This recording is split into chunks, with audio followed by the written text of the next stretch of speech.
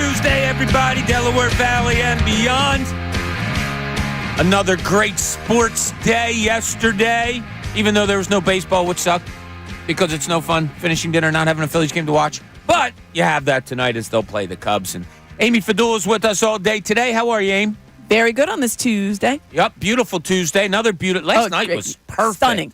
I didn't want to go inside last night. Sunset was great. Yeah, I was on the air with Ray and Dee at 7 o'clock last night, walking around my backyard, talking to them while we were on the air. I think Ray was there. Didn't hear much from him when we were on the air together.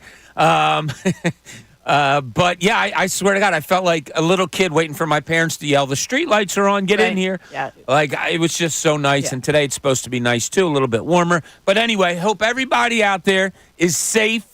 Everybody's starting. The plans are all starting. Everybody's talking about what they're doing for the weekend. Of course, Ray is leaving us right after the show, once again on one of his elaborate vacations. Ray, we're just so happy you could spend a few hours with us today. I'm happy to be here, Bob. Good. Really happy to be hanging out with you, and I appreciate you drawing some more attention to my vacation. Elaborate. It's so kind of you. Yeah. So I just want to get this out at the beginning of the show. Before we get into our front page. I hurt somebody's feelings yesterday, and I am not about that, as you guys very well know who know me. But we had some fun yesterday. I thought it was fun. The person thought we were making fun of them. Dr. Scott let it be known to me that he was a little upset. He thought I made fun of him about calling himself doctor. Whatever. He sent an email. I sent back to him. I said, look, there was no harm intended there. If you don't know us at all, we are all about fun at the expense of each other, at the expense of people. It's just all in fun. So I just wanted to put that out there. We're not better than anybody. We're not here to make fun of anybody. It was just a question for fun. So let's put that one to rest. Dr. Scott, hope you still listen. If you don't, I've already sent you an email explaining where we come from. But let's get into the show. Let's talk some sports, and you know where we start. Now, the front page. The stories everyone's talking about. 97.5, The Fanatic. All right, your 76ers, I thought we would be talking about something more than nothing happening today. But nothing happened yesterday with the 76ers, so plan A is great. Yeah, other people left. That was the only thing that happened. Yeah. Plan B to fill out the roster, well, that's where your sights have to shift to. And that has not happened yet. As Amy mentioned, DeAnthony Melton, he goes to Golden State, 1 year, $12.8 million. You kind of scratch your head and say, couldn't they have made that work out? They decided not to. Nick Batum and his entourage, let's call it the Nick Batum Company, because we don't know if he wanted to stay and others didn't want it, whatever. It seems like there was a lot of people involved, family, and I understand that. He goes to the Clippers on a 2-year, $9.6 million deal. Like, God, that's out of your back pocket. So I made the statement last night he didn't want to stay, and I think Dee was kind of correct when she said, well, it probably wasn't just him. Right. There's family involved there. Klay Thompson, who we talked about, he signs a 3-year, $50 million deal with the Dallas Mavericks. So a changing of the literal changing of the guard, because the Splash Brothers is now broken up. And what a time that was, how much fun that was. And I'll tell you, having been covering the NBA, and Amy, you were there too when that was going on, it was a game changer. Oh. It was something that every team in the NBA thought, we have to be like them. We have to get that. And it was a huge mistake that so many NBA teams made, because they didn't realize that they were looking at two of the best shooters of all time. Oh, yeah, and then sprinkle in that guy, Kevin Durant, So Splash Brothers is no more. Sixers, we'll wait. Hopefully we get some news today. We'll wait and see. We'll dive deeper into what you want them to do, what they should do, what they may do. All of that will be coming up. Your Philadelphia Phillies, they're in Chicago tonight, 8 o'clock start. Cubs have lost 6 of 8. So you're playing a team that's not playing their best baseball right now. Phillies have Michael Mercado making his first major league start tonight, which is exciting. Cubs have right-hander Hayden Wesneski, 2-4, 3.60 ERA. It's his 5th start of the season. He mostly comes out of the bullpen. He's 0-4, or the team is 0-4 in games he's started. In those 4 games, he's gone a combined 20 innings, 17 hits, 5 walks, 21 strikeouts. So he can get some strikeouts with a 3.10 ERA. Phillies are 10-9 since JT Realmuto has been out. So keeping their head above water. Not really what we want from them. We want better, but that's not bad. They're now 55-29. This is pretty cool, Aim. 8 up on the Braves, 13 up on the Mets, 16 up on the Nationals, 25 up on the Marlins are the Phillies. They are also 3.5 up on the Los Angeles Dodgers for the best record in the National League. Tomorrow they go at 8:05. Zach Wheeler versus, all right, help me with this, Ray. Shota. There you go. Yes. Eminaga. Right? Pretty Sure. good. Yeah. Ray just gave it like the half nod. I thought you would have it right off the top of your head. Thursday, they'll go at 2:20 as Christopher Sanchez will take the mound. And then they head to Atlanta for 3. Now, injury update that I read this morning. I don't know how much of an update it is because, quite frankly, I haven't seen much on it since the day after the injuries. But it's expected that both Bryce Harper and Kyle Schwarber should return before the All-Star break. And that JT Realmuto sometime in late July. So we'll see. We'll see how it all plays out. That was the last I saw. Have you guys seen more of an update? No. Okay, because it's been kind of silent. Like the day after they got hurt. It was their update, and that was it. Yeah, and I kind of haven't seen anything more. Now, we've heard some great stuff about JT Realmuto, that he was swinging, looking to progress it to swinging off of it. Dry swings. Yeah, dry swings. No, sober swings. Yeah, whiffing swings. So he looks to be pushing it, and I think I heard Crux say on the telecast on Sunday or Saturday, one of those, that JT was actually throwing like a pitcher, and he asked Kruk to catch him, and Kruk was like, I ain't catching you, because he said he was throwing some real heat. So it's his right knee, if I'm not mistaken. Mm-hmm. That's your push-off when you're throwing. So that's a good sign. Yes. It's a real, real good sign. As far as the Flyers go, Matvei Michkov, he signed his 3-year entry-level contract. Good stuff. Going to be here in September, ready to go. I need John Clark. I need John Clark. We've already talked to John. We were making some jokes how much Russian he's going to try to pick up, so he can just kind of like yell his way, get his attention, and then I assume he'll have a translator with him. I think Matvei already knows who John Clark is. We were talking about. Do you remember? I think it was like the game. Maybe they were out in Arizona, and they showed like Kevin Durant behind the dugout or behind home plate. But we all saw John Clark instead. Oh, yeah. And I remember, like, everybody tweeted, like, oh, look, Kevin Durant's at the game. And everybody in Philadelphia is like, so's Johnny Airport. Yeah, so it was funny. He was at the Jason Kelce thing down the shore. Yeah. And somebody was asking him about it. NBC 10 was, like, live. Yeah. They broadcast a whole hour of that. Yeah, and somebody was asking him, when's Michkov coming? He goes, I'll let you know. Yes, Johnny he's going to know. On the national front, the Boston Celtics are up for sale, which is wild, as yesterday afternoon it comes out. They were handing out contracts like Tic Tacs. Oh, my God. Yesterday comes out, Derek White signs. Jason Tatum goes for 5 years, 15 million, so over 60 million a year. And then they say, and that's it, we're out. We actually can't afford any of that. Yeah, so listen to this. They were bought in 2002, the Celtics, by their current owners, for $360 million. The asking price is probably going to be over $4 billion. Yeah. With a B. Pretty cool.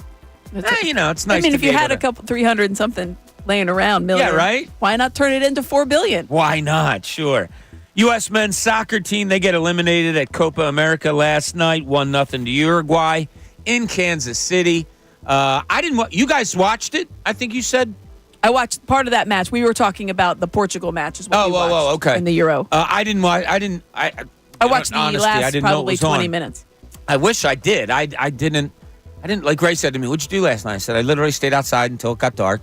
Then I went inside and watched some senseless TV and, just did some reading and stuff and then went to bed. So I didn't watch. I was sportsless last night. Yeah. Well, that wasn't a particularly good match. And there's what you have on the front page. No, there was a lot of complaining going on. Yeah, the refs didn't Yeah. Pulisic tried to shake the ref's hand, and he didn't. I was like, ooh. Yeah, now he was pretty good after the game, after the match. He's always good. He said, I don't know what I was seeing out there from the referees, but they weren't the reason we lost. So Which is the I like that. right answer. Yes, I'll take that. All right, we're all on board with Plan A. Am I correct? We talked about it yesterday. Paul George, Andre Drummond, you did all the things that you did. We're all on board with Plan A. Yeah. Are you getting a little anxious that Plan B hasn't, showed its face yet? I mean, I was a little anxious when I started seeing some of the contracts go out to other players, including players that the Sixers may have wanted to either keep or go after.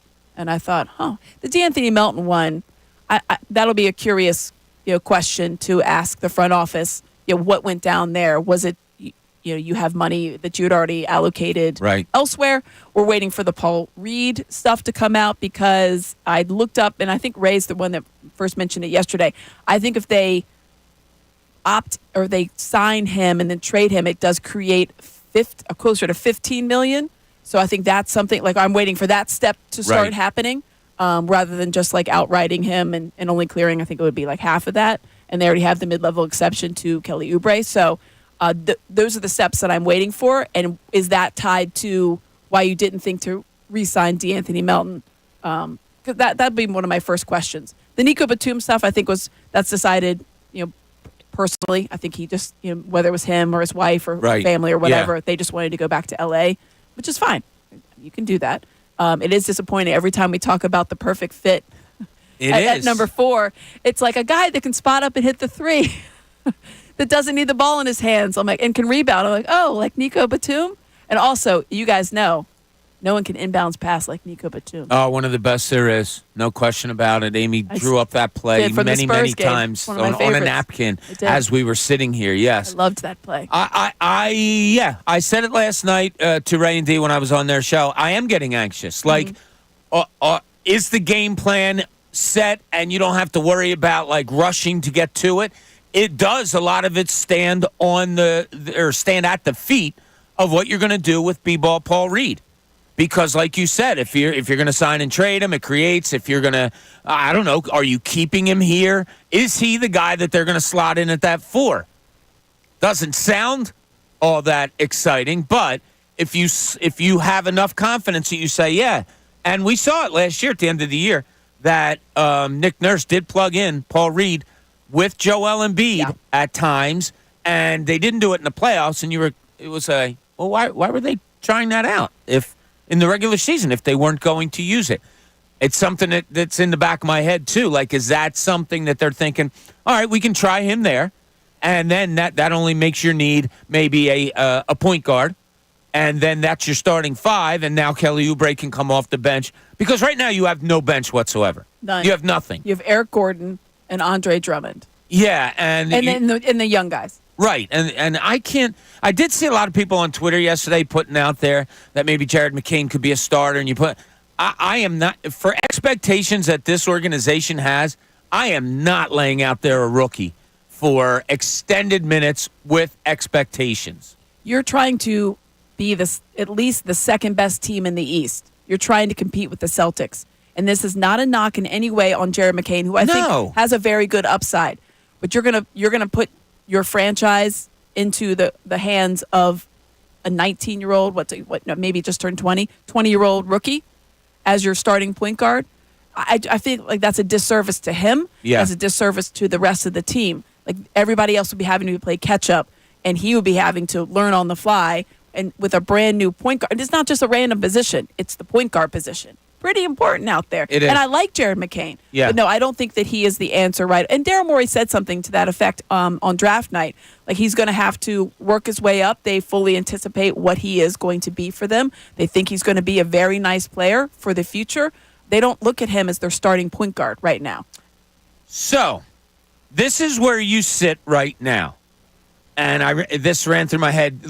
Ray stunned me last night with a question. All right, who's your number 1? If you had to say, boom, you can get this guy tomorrow, who would it be? And I struggled. I didn't know. Marcus Morris is a name that I really like, that I think you could plug in. But does that put you over the top? Probably not. You can go with a specialist at the 4. So here's the question I'll ask you that popped into my head today. And maybe you do this for the time being. Jared, you're going to share minutes with Kyle Lowry. And you two are going to handle that other guard from Tyrese Maxey position.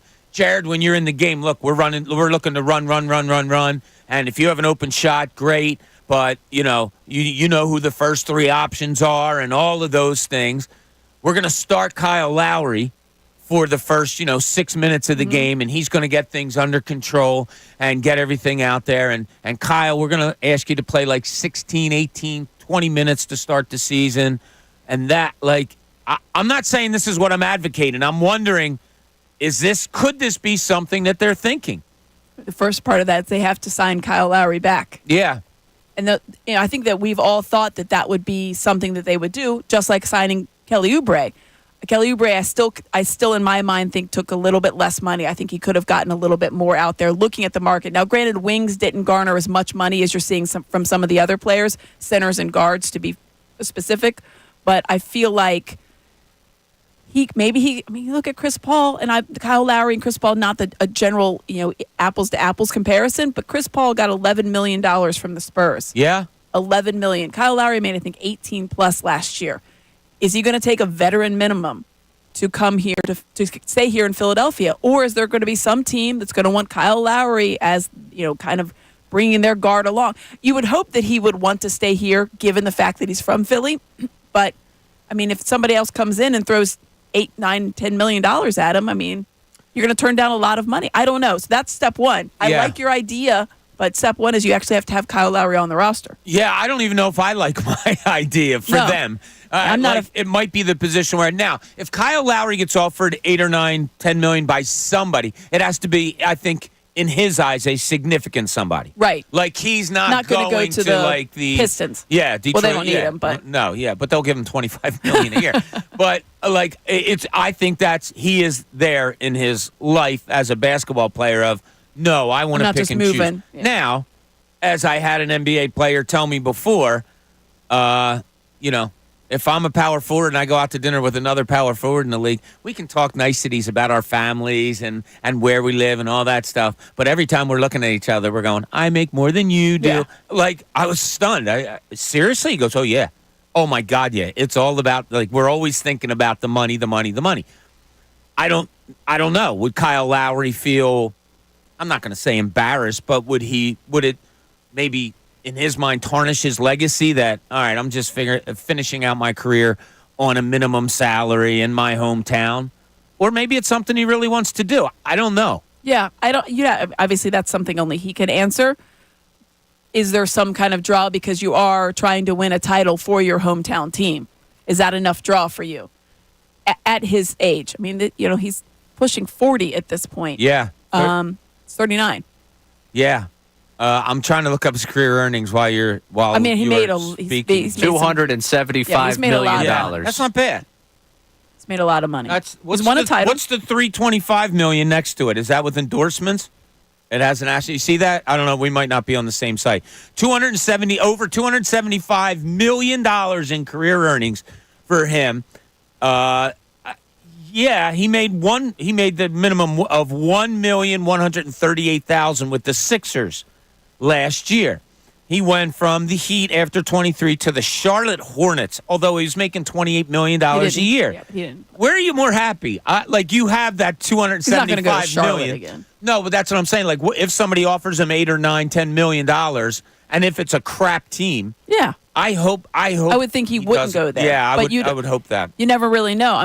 There could be a team like the Magic that want him to come on and help out, put them over the you wonder what teams could use him for, and that's how they kind of used him here in Philadelphia as a mentor, a guy to help you kind of right the ship when Tyrese Maxey's out, and then it turned out he was the starter. I don't envision Kyle Lowry as a starter. I don't know that Kyle Lowry envisions himself as a starter. I would think when he came here, he understood the assignment, but that he earned his way in, and they needed him. They had to have him as a starter. Yeah, and that surprised us. Yeah. We thought he was coming in. 30-plus minutes. Yeah, and then all of a sudden he's a 30-plus minute a night guy. Well. He did. Did he wear down and all that? That's the questions.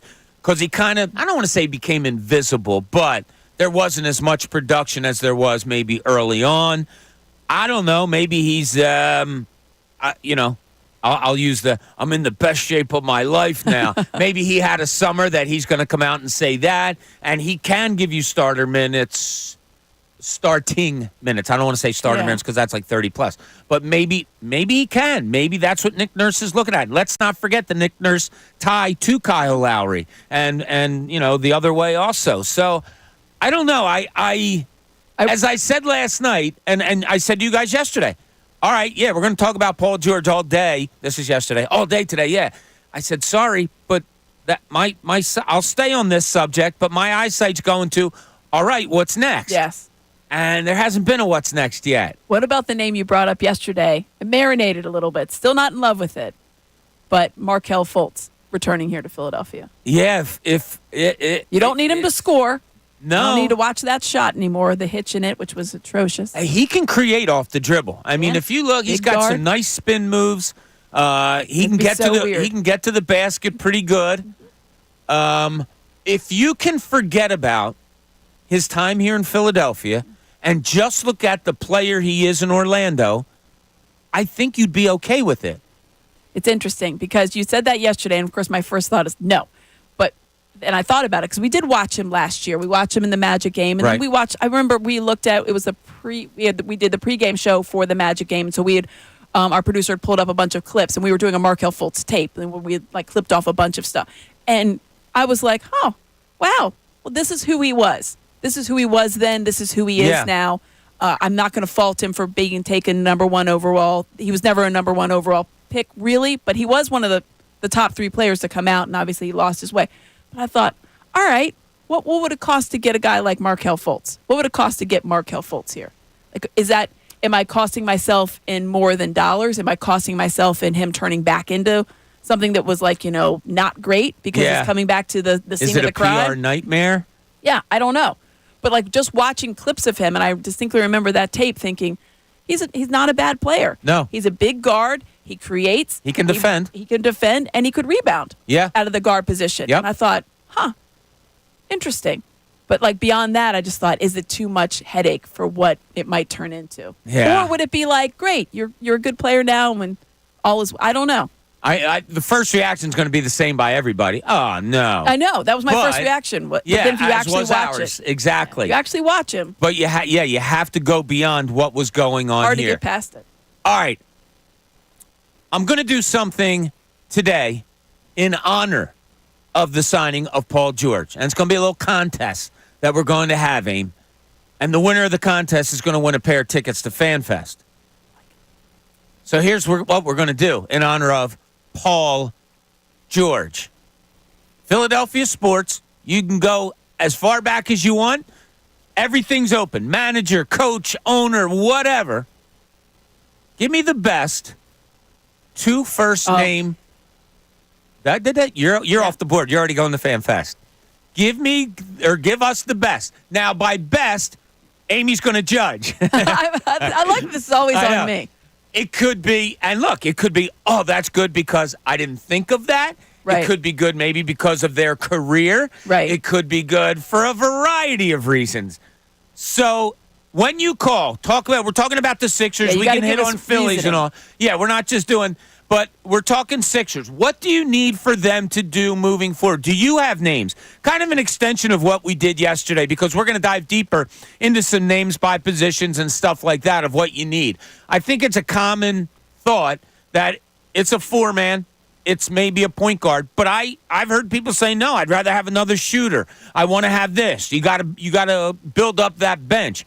What do you want to see the Sixers get done? And then also add on after your comment, what's the best 2 first name person? Sixers used to have a lot of these guys that has come across the Philadelphia area of any time, anywhere in life. Yes, any player. Yeah, any level. 610-632-0975. You can text us. If you do, you have to include your name if you're going to get in on this contest. Okay, it is the best 2 first names, player, manager, person to come across Philadelphia sports ever. 610-632-0975. Amy Fadul is going to be with us all day today. I'm Bob Cooney. This is Middays, 97.5 The Fanatic.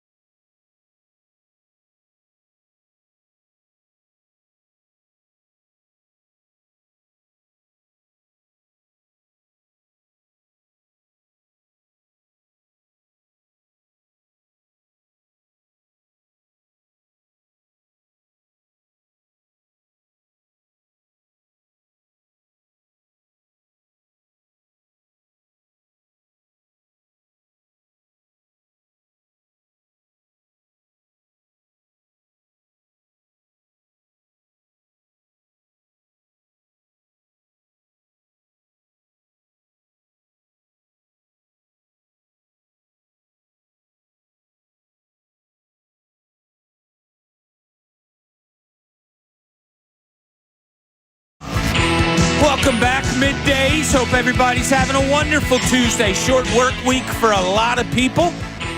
We're going to be here as a show tomorrow, most of us. Yes, so that'll most of be us. yeah. You will. I'll be here. I'll be here. I'll see you. I'll see you. I'll see you. Hey, Ray. Hey, what's going How's on, Ray it going? Dunn? Shows are host driven. I'm letting you guys have your back and forth here. I don't need to speak. Don't worry. No, we like when you speak. No, it's okay. It's okay. It's a three-man weave with us. It's all right. You know, I want to make sure that you guys get to the content you want to get to. So I'm not going to comment on what you guys are talking about right now. We're just doing dribble handoffs and high pick and rolls now, Aim, because that weave isn't happening right now. But Ray, yeah, it's cool. You're going to Chicago with a bunch of friends, right? Yeah. How many Phillies games are you going to? Two. That's Good cool. stuff. Which ones? Tonight and Thursday. Oh, Day cool. game. Day game in Wrigley. Yeah. Do you bucket have list. a USA shirt planned for the 4th? Is it a Phillies shirt? Well, I guess Phillies are obviously red, white, and blue. Yeah, so I think I'm just it's all going with the covered. pinstripes. Yeah. Then I'm just well gonna- done. Yeah. What's the jersey? McCutcheon. Oh, very well done. Yeah? Yeah. Who doesn't like Andrew McCutcheon? Oh, everybody loves him. Yeah, I mean- What was thought the name you of his personality. current player. Uncle though. Larry. Yeah, Uncle Uncle Larry. Larry. We had him on this show one time, and we're in the Tremendous middle. dude, isn't We're he? in the middle of interviewing him. Seriously, and he's going like, "Yeah, pitching's been good." Oh, hold on a second, and he like stops and comes back on air as Uncle Larry, and all of a great. sudden, hey, isn't that Kutch guy good? Yeah, like it was hysterical. When they made the baseball card of him with the maroon, which they don't wear anymore, I appreciated the maroon just for that card. Yeah, Just for that look. That was an all-time look. Oh, it's an all-time. The dude's an all-time personality. he is, no question. Great. He's See, great. but when I'm on the road, if I wore jerseys, but this is how I look at it. If you're a fan on the road, I think you got to wear a jersey of a current player. Oh, really? Okay. Yeah. Because maybe it's a deep dive that people I don't don't know know. No, I've been there. I don't know I've why. been there. I was there for the McCutcheon years. So long ago. I was there for the McCutcheon So years. long ago. I need the Cubs fans to know that. You're showing that your guy. age. Now- don't you do it. Now, you could wear a McCutcheon would be a real hit. Like what my oldest Bobby's going to, whoa, that was bright. My oldest Bobby's going to Pittsburgh for that series. Another tremendous ballpark. If he had a McCutcheon Phillies Now jersey, that would be that's good. awesome. That would be good. Yeah, I I might might be Borrow going it. to that one too. So Are you taking more time off? no, it's a weekend series, Bob. I get my Saturdays. Okay. All right, good man. That's a good one. All right, so we're talking Sixers today. What do you want them to do? Like, there's still a lot of openings. I might have been the first. Ray was describing it last night. Like, I was the first to start to get anxious about, okay, yeah, great, Paul George, what else you got? Because what else they got after the three and Kelly Oubre and a backup center isn't a whole lot right now. Now, maybe they're looking at Jared McCain to be a hit. Like, oh, no, this guy's going to be a lot better than you think, especially. Now, let me also say this before we get to the phone lines. Anybody you put with Joel Embiid, Tyrese Maxey, and Paul George is probably going to be able to elevate their game a little bit when they're on the floor with them. So that'll be interesting to see how it all plays out. But we're still looking at names. We have to look at money. All of those things is what we're looking at. And Rock on the 215 wants to get with us right away. Rock, you're on 97.5 The Fanatic. Hey. Listen, how y'all doing? Hey, Rock. I'm going to turn the whole Philadelphia sports world upside down with this one. Uh-oh. And I'm going to piggyback off of what y'all said. So the first statement I want to make is this. You bring back Ben Simmons. Listen, Ben Simmons fits perfectly into the situation right now. He doesn't need to score. We need a facilitator and we need a rebounder. You put Ben Simmons back in the dunker spot. And you can package Markelle Fultz like y'all said. You could bring back Markelle Fultz and Ben Simmons at the same time, still the headlines for the NBA season for the rest of the season, and it's over. And then secondly, I want to tell y'all, Allen Iverson has the best two-way name because it's the answer, and he's also artificial intelligence. I don't know when AI going to start doing those commercials for AI. 'Cause here's AI. Is Iverson a common first name? Iverson? No, you said a common first. I thought it was a two names.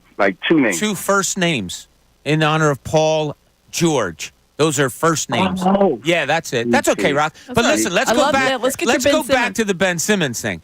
The way you talk about him was the way Ben Simmons was 5 years ago. Right. Beautiful. Do you- 2019 was wonderful. Like, can that automatically be brushed off? And the guy's going to say, yeah, I like basketball again. Yeah, I want to come back to a teammate in Joel Embiid that he thinks threw him under the bus. Like, you don't really think it's possible, Do you? I do, because here's the thing. Philadelphia was the wrong place for Ben Simmons to start. We crushed his spirit. He needs to feel love. If we welcome him back, all that fake back stuff and mental stuff will go away. He needs that love. He will come back here and play his hardest because, for one, he know he let us down, and we crushed him. We got to baby him back. He hasn't played since he let everybody down. He doesn't want to play basketball. We didn't crush him. He crushed himself in that Hawks series. And Rock, thanks so much for the call. Appreciate it. Listen, I love the idea of 2019 Ben Simmons. You've heard me wax poetic about that. The perfect guard to go with Joel Embiid. Big guard, facilitator, can dunk. This is great. Rebounding, doesn't need to shoot. He doesn't play basketball anymore. No. He's played like 25 games more than you and I. Yeah. And who's to say he and can also get his back? Money is incredible this year. Yeah, and it seems like that's what he's in it for. There's like he's for Rock to say that, okay, I hear it, but to believe it, come on, Rock, you're better than that. There's a $40 million cap hit this year. $40 million cap hit. The guy doesn't seem like he wants to play basketball anymore, and he's not. Look, this is a guy that on a Game 7 went up to a security guard and said, any chance I can get out of playing today because I was in touch with somebody that has COVID. Like, I had a source that called me and told me that. And when this person told me, it all lined up with a whole bunch of other things that happened. Like, forgive and forget? He doesn't want to. He is a guy that's supremely talented at something and doesn't like that something that he's talented at.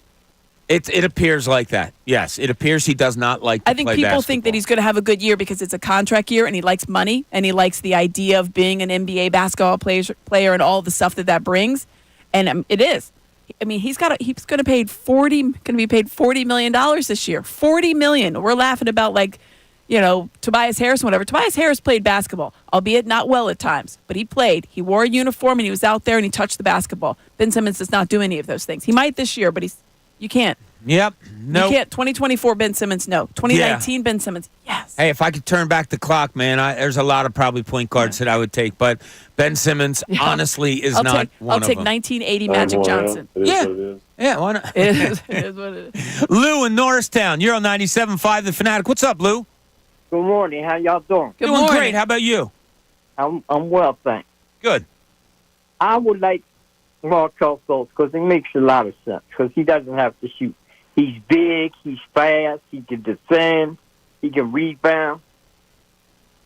Yeah. All those things you mentioned are what people are looking for if they want to get another guard in here, right, Lou? Yeah. Now, the thing is, can you put his Philadelphia past behind him as a fan base? Can he put it behind him? Do you think they could make it work? I think they could because I'm not him, but I don't think he should. Well, Philadelphia showed him a lot of love, especially when he came back. That's a good point. They did. Don't forget that triple-double he had, his standing ovation, right? And he actually said that, how much he enjoyed being back here, and he has great memories of Philadelphia. Lou, do you have a player, a coach, a GM, anybody with two first names? Andrew Toney, the Boston Strangler. That is a great one, Lou. Good job to start us off. Andrew Toney, and thanks for the call, Lou. Andrew Toney to start it. Whoa. My pen just broke. Gosh. I was so excited to write Andrew Toney. Here you go. Wow. For those that couldn't see it, Amy's in the middle of writing Andrew, and their pen exploded like fireworks. The spring came out and everything. I got a little beef now that I just brought up fireworks here. Oh, yeah. Ray, you weren't here for this, so I want you to listen intently to this and kind of make a ruling. So Amy says, and Connor comes in, and we're talking about, what do you got planned for the weekend? And Amy's like, we're going on a boat and watching fireworks, actually. He goes, fireworks are overrated. And I'm like, dude. He goes, what? They are. They're the same fireworks I saw as a kid. It's the same today as they were back then. I said, but Amy's going to be watching on a boat. Why are you putting her down? Like, why are you putting down her good time? And he's like, well, I mean, fireworks are fireworks. They don't really change it all. Violation, right, Ray? I mean, you're doing it from a boat. Has he ever watched it from a boat? That's exactly what I... You know what he's doing? He's going with a friend and sitting in a truck on a beach. To watch fireworks? No. They're just sitting on a truck at the beach? Yeah. Yes. The same beach that was there when I was younger. Good point. Well played. I've sat in a pickup truck before. Yeah. Doesn't do much for me. I don't care if it's on a pavement, on a beach, or on anything else. I don't know. I got it. I just... and I saw this comment on our YouTube while we're ripping Connor, just so we could do it. Sure, we can make a whole segment of it. Yeah, I mean, just while we got the YouTube comment of athlete with 2 first names. That was a good one. Someone already did the Connor Thomas joke. Connor's listed on the way home. Like, yeah, I am the best athlete with 2 first names. I already asked him. I swear to God, I said, this was going to be a topic today. He goes, Connor Thomas. Yep. I said, yeah, I think that's overrated. He goes, at least I'm rated. I said, by you and only you. Ooh. Yeah, he's. Yikes. Connor's, you know who's a huge fan of Connor's? Connor. I mean, that's just it. And there's now, Lou, I'm sorry, Lou, we need you to call back. I forgot to put you on hold to get your information. I am so sorry. Lou, give us a call back so we can get your information because Andrew Toney, 2 first names, absolutely phenomenal.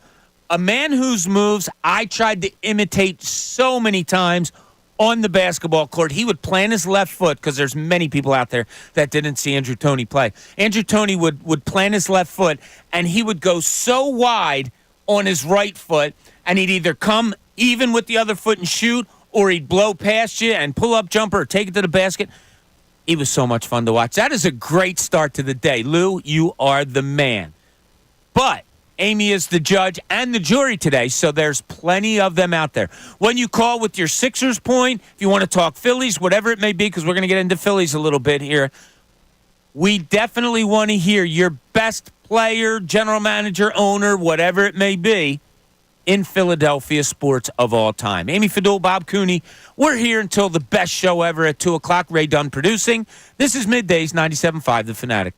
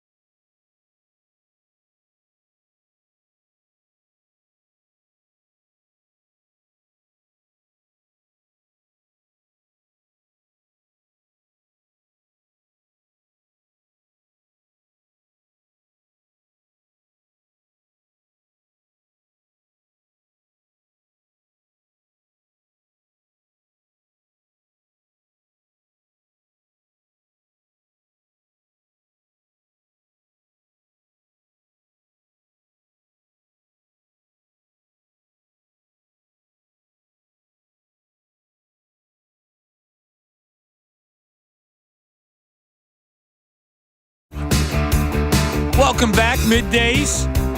Glad to have you with us. Hope you're having a marvelous Tuesday, short work week, which everybody adores. Amy and I will be back here again tomorrow, though, before others take over on Thursday and Friday. I haven't looked at the schedule, so I'm not being rude. I will tell you later on in the show who you got. But you have me and Amy tomorrow, which is cool because we love doing this show together. Yes, we do. We are talking 76ers. We are talking what more does Daryl Morey have to do. We know. I think you need 2 more starters, ideally in my book. And look, this is nothing against Kelly Oubre because I did have somebody be like, why don't you think Kelly Oubre can start? I do. I want this team to be good enough, though, that he's playing 25 minutes off the bench. Because you need that extra bench boost. I love bench scoring. I love bench excitement. He exudes excitement to me. I think with these 3 starters that you have, you are afforded the luxury of maybe going out and getting 2 specialists to put in that starting lineup. I can't wait to talk to Jimmy Lynam later today. We're going to do that at 1 o'clock. Do you know Jimmy at all, Aim? Yeah, I'm familiar with him a little bit. You know his work? Yeah. So we will talk to him later on today because it's cool with Jimmy. I don't get nervous. I love talking to Jimmy. Interviewing Jimmy because all we do is have conversations all the time. But when I interview Jimmy, I do get a little like, this is weird because I'm used to just having a normal conversation as opposed to constantly asking questions. But the great thing is we can pick his coach's mind of the subject we have going on now. Like, how do you want to fit? What do you want to do? We can pick his GM mind. Correct. As far as maybe the way Daryl Morey is looking.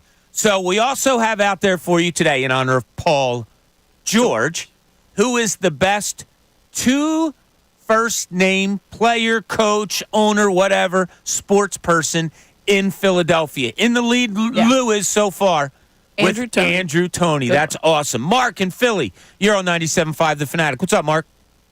I just want to give my suggestion for somebody the Sixers should bring back. All right. I believe they should bring back Markelle Fultz. Popular name today. Why do you like him, Mark? Well, I think it would be, I don't even know if it would be a reclamation project at this point, but I think it's already built his value up somewhat. But I think it would be a feel-good story because, I think Markelle is a good person who was just too young to be drafted. I think he was immature mentally and physically, and it just didn't work out. But I don't think it had anything to do with him being a bad person. I think he could come here and on a 1-year deal rebuild his value even more. And I think it would be like a feel-good story for the team and to get him back where he first started and show that he can be the player that we envisioned him when we drafted him. I'm all about being the player that you envisioned. The other stuff, reclamation, apologies, show love, I don't mean to be cold, but I don't care about that. I need a basketball player in here, right, Mark? We need a good basketball player in here. Yeah, in addition to all that, I do believe he is a good player. I think he could definitely back up the point guard or the off guard position and maybe even start in those positions if need be if somebody's hurt. So I think he's a good ball player in general. But this would be a chance he could actually show it. All right. I like it. I like it. Thanks so much. Oh, no. Wait, no, you didn't. I didn't do that. Mark, if you had 2 first names, I'm sorry. I'm slow. Don't you wipe your head like that in disgust, Ray Dunn. How dare you. I'll make you. I'm sorry. Yeah. If you had one, Mark, please call back and let us know. Lou, also, we need you to call back to give us your info on your great answer. Terrell in Philly, you're on 97.5 The Fanatic. What's up, Terrell? How's everybody doing? Hey, If I was any better, I'd be you. Yo, that was a great show last night with Ray Dunn and D and Ty. That was also a great draft show too. D been on fire lately, and Ty too. Yeah, it's a lot of fun listening to those guys. Absolutely. I had a blast. But I didn't know D also hit a hole in one. She's real talented too. More than one. Yeah, I think she's got like 4 or 5 in her she's a good career. golfer. I'm embarrassed to tell you mine, but let me get to my 2 first names before I get to my point. So in case you guys drop me off like you did last. No, I won't do that anymore. Terrell. Don't put that in the atmosphere, Oh, no. Terrell. Yo, 2 first name. Does Andy Reid count as one? Sure. Yeah, Reid is a first. Yeah, absolutely. Andy Reid. That's a really good one, Terrell. Kind of a deep dive. All right, and I'm also Team Bob with this point too. I Take your time here, Terrell. Talk slowly. I'm Team Bob with this point. I think I would like Buddy Yield as a guard. Somebody that can shoot, somebody that can have get open buckets. Like I want like Buddy Yield and Kyle Lowry. I would like them too.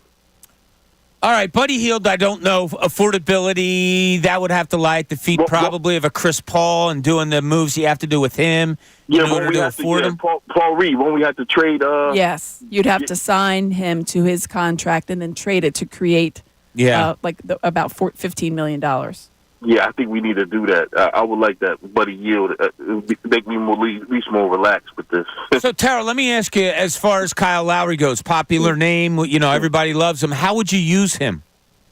I would play him the first 6 minutes, maybe after halftime, and then the last 4 to 5 minutes maybe of the game. And then your trust, are you trusting Jared McCain with the other Kyle minutes? Lowry. Am I trusting Jared McCain? I'm trusting him and maybe Maxey to fill in, most of the other minutes. Okay. Terrell, thanks so much. Hold on a second. Let us get your information. Hey, I did it right. How do you like that, Ray? Hey. Stop with your sarcastic clapping over there. I'm not going to see you for another long time, so please, let's end on a good note, okay? Slick Rick in Philly, you're on 97.5 The Fanatic. What's up, Rick? Top of the day, enjoy the show. Thank you, buddy. I'm going to start with my name, Allen Iverson. Iverson, I don't really know as a common first name. Oh, it has to be a common name? I thought it could just be any name. No. 2 first names in honor of Paul and George. I'm sorry. That's okay. Don't worry right. about it. All right. Give us who you think fits, and then maybe another name will pop into your mind when you're done.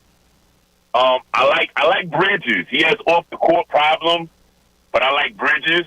Miles Bridges, that is. And I think that with the size and the rebounding and his numbers throughout his career have been consistent. And Spencer Dinwiddie is also another name that comes to mind. And, again, it's about the money, Right. It's about, guys really have a championship mentality, and it's not about the paycheck, but it's about coming and, first of all, playing with Maxine and Embiid. And, they're chasing a ring, That's what I think it comes down to, because that's where we're at right now.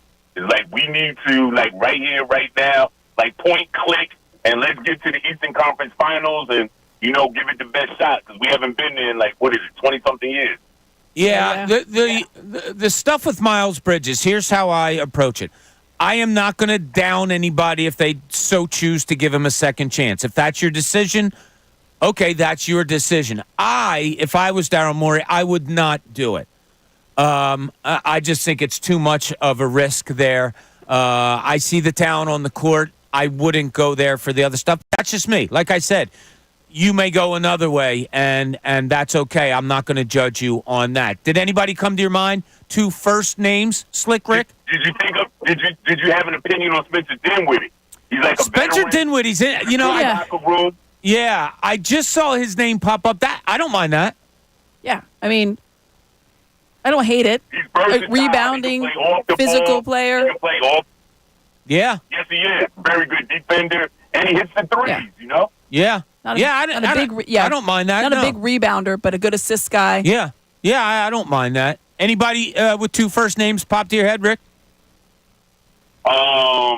Honestly, no, because I misunderstood what. That's all right. That's okay. If you think of one, you can What the always question text was. us. Thanks, Rick. We appreciate it. 610-632-0975. We're talking Sixers. I'm sorry. We are going to get into Phillies. I want to bring something up about them moving forward and 2 first names, because the best one that Amy decides on at the end of the show is going to win a pair of tickets to Fan Fest. This is Middays. Bob Cooney, 97.5 The Fanatic.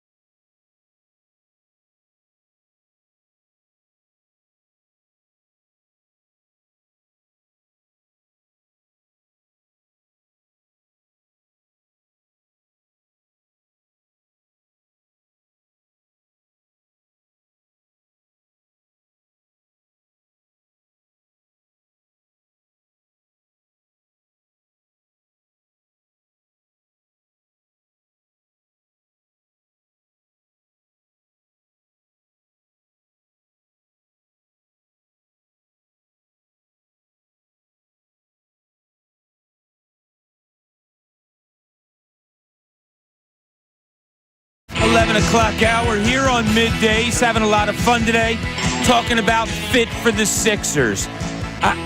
It's how I'm wired, Aim. I see the obvious. I move on to the next probably before a lot of people do. And Ray makes, Ray and I have talked about this, that like Eagles losses, Phillies, they'll stick with him and others a lot longer than they will me because I know something else is coming, so I turn and look at that. That's just the way I am. Paul George, what's next?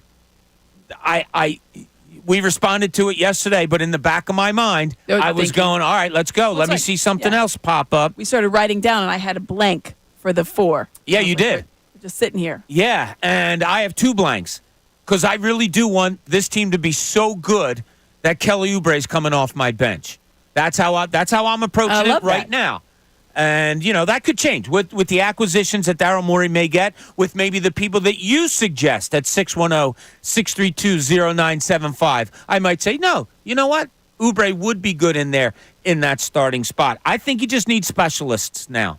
Now that you have 83-plus points on average from your big 3, over 80 points, I don't know if you need score. Yeah, another shooter's always nice and all of that. I wouldn't mind. Yeah, and maybe Jared McCain is that. Maybe he's the guy, he's a really good shooter. He can push the ball. He's going to make good decisions, whatever. Maybe that's how they're envisioning it also. I don't know, but we'll see. I think you're afforded the luxury of, God, Nico Batum would have been so perfect here, but that ship has sailed. We'll see. We'll see what they do, but we're going to give them a lot of suggestions today. Also, after you talk about what the Sixers may do, give us your best 2 first-name athlete, owner, coach, player, whatever it may be, from Philadelphia sports. We're going to go to Bill in Utah. Bill, you're on 97.5 The Fanatic. What's going on, Bill? Hey, good. How are you? Good. Hey, I haven't heard anyone say Buddy Ryan. Buddy Ryan, we'll put it on the list. All right, Bill from Utah. Buddy Ryan. And then when talking about the Sixers, I think a guy used to play out here, Joe Ingles, would be a great fit there. Yeah, it's interesting. People sleep on him. He was just optioned, right? Yeah, and he's a high IQ basketball guy, leadership, veteran. It's something that the squad could really use. He's that left-hander that is a pain in the ass. Oh, he is. We've seen him play here many times. And real quick, I want to touch on the, we finally got NHL out here, thank God. Yeah, right? Oh, yeah. And then I keep looking when the schedule comes out, see when the Flyers are coming because I want to go. But it looks like the Flyers might be there early on because they open for the Rangers and the Islanders. So I figure they're probably going to be in Philly in October at some point. So I think the Flyers schedule's supposed to come out today. Yeah, if I'm not mistaken. We had the opener. The opener's call. I saw the opener. I looked at opening night tickets for that here, and they went like $3,000. People are selling. Oh, yeah, they're very excited, I'm sure. Yeah. All right, Bill, thanks so much. But Buddy Ryan, I don't think is going to make the list. I mean, he'll make the list, but I don't know if he's in contention. But we have him on the list. And, Bill, we have your information, so if we need, we will get back to you. Joe Ingles is a pain-in-the-ass, good shooting, left-handed player that always gets under your skin when you're going against him. Yeah. Is he the type of guy when he's on your team, you're like, okay, now. What? He's a veteran minimum guy? I don't know what his contract situation is. He was released. I think he was owed 11, and then he was released. I know the Timberwolves have shown interest. I saw an article either this morning or last night, on him because he played with a couple of their guys in Utah before, Gobert and Mike Conley. So I think there was some interest there. But yeah, he's a good 3-point shooter. He's the guy. You guys both described it. It would stick in your craw, like, oh, this guy again, like really? Yeah. Just buries like a very timely 3. Like, of course he does. He's 36, 37. Is he that old? Yeah. Wow. The shot looks horrible, but it goes in. Cameron Payne's shot looked horrible last year, and it went in. Yeah. That's interesting. Yeah. A Flyer, I don't know what kind of contract. I think that, when you're talking about specialists, he fits the very definition of that. He absolutely does. And guys are like that are in a hot commodity. I think there's going to be several teams that are looking for him. Teams that are contending teams that are looking for them. like a T-Wolves, like a Sixers, Right. Mavericks. I think they took the chance on Klay Thompson, who got a lot more money than I thought he How about probably that? expected. Yeah, 3 I think for there's 50. and there was also there was like trade picks or something. There was something else involved in that. I can't remember what I saw, but That's interesting. Kyrie Irving, Klay Thompson. Yeah, that's a lot of backcourt. only one basketball. Yeah, it's but everybody doesn't- said last year it wasn't going to work. He doesn't need the ball in his hands. He just needs to receive it in the corner, and he'll bury the three. That's right. That's kind of his role. Yeah, that's okay. Jason in Levittown. You're on 97.5 The Fanatic. What's up, Jason? Jason? Jason? Oh, he had a good name, too. Oh, well. All That right. name It can go opens to up- somebody else, that's for sure. All right, I just want to touch on the Phillies real quick before we get back to the phones here. You go in, like I looked it up today, as I said in the front page. They're 10-9 since they lost JT Realmuto. That's incredible. It's been a week now. I thought that would be reversed. Yeah, they're keeping their head above water. So that's without Realmuto. That's what we were thinking, right? All right, keep your head above water. He's going to recover quick because we all knew who JT Realmuto is and the way he comes back and all of that, and it looks like it's going to be right on target. Then you lose Harper and Schwarber. Now, it might only be for about 2 weeks, which isn't that big. Does it have to be like 500 when they come back? Do you feel a skid coming here? Like you have a tough part of the schedule. At Chicago, Chicago's lost 6 of 8, but it's always a tougher place to play. Mm-hmm.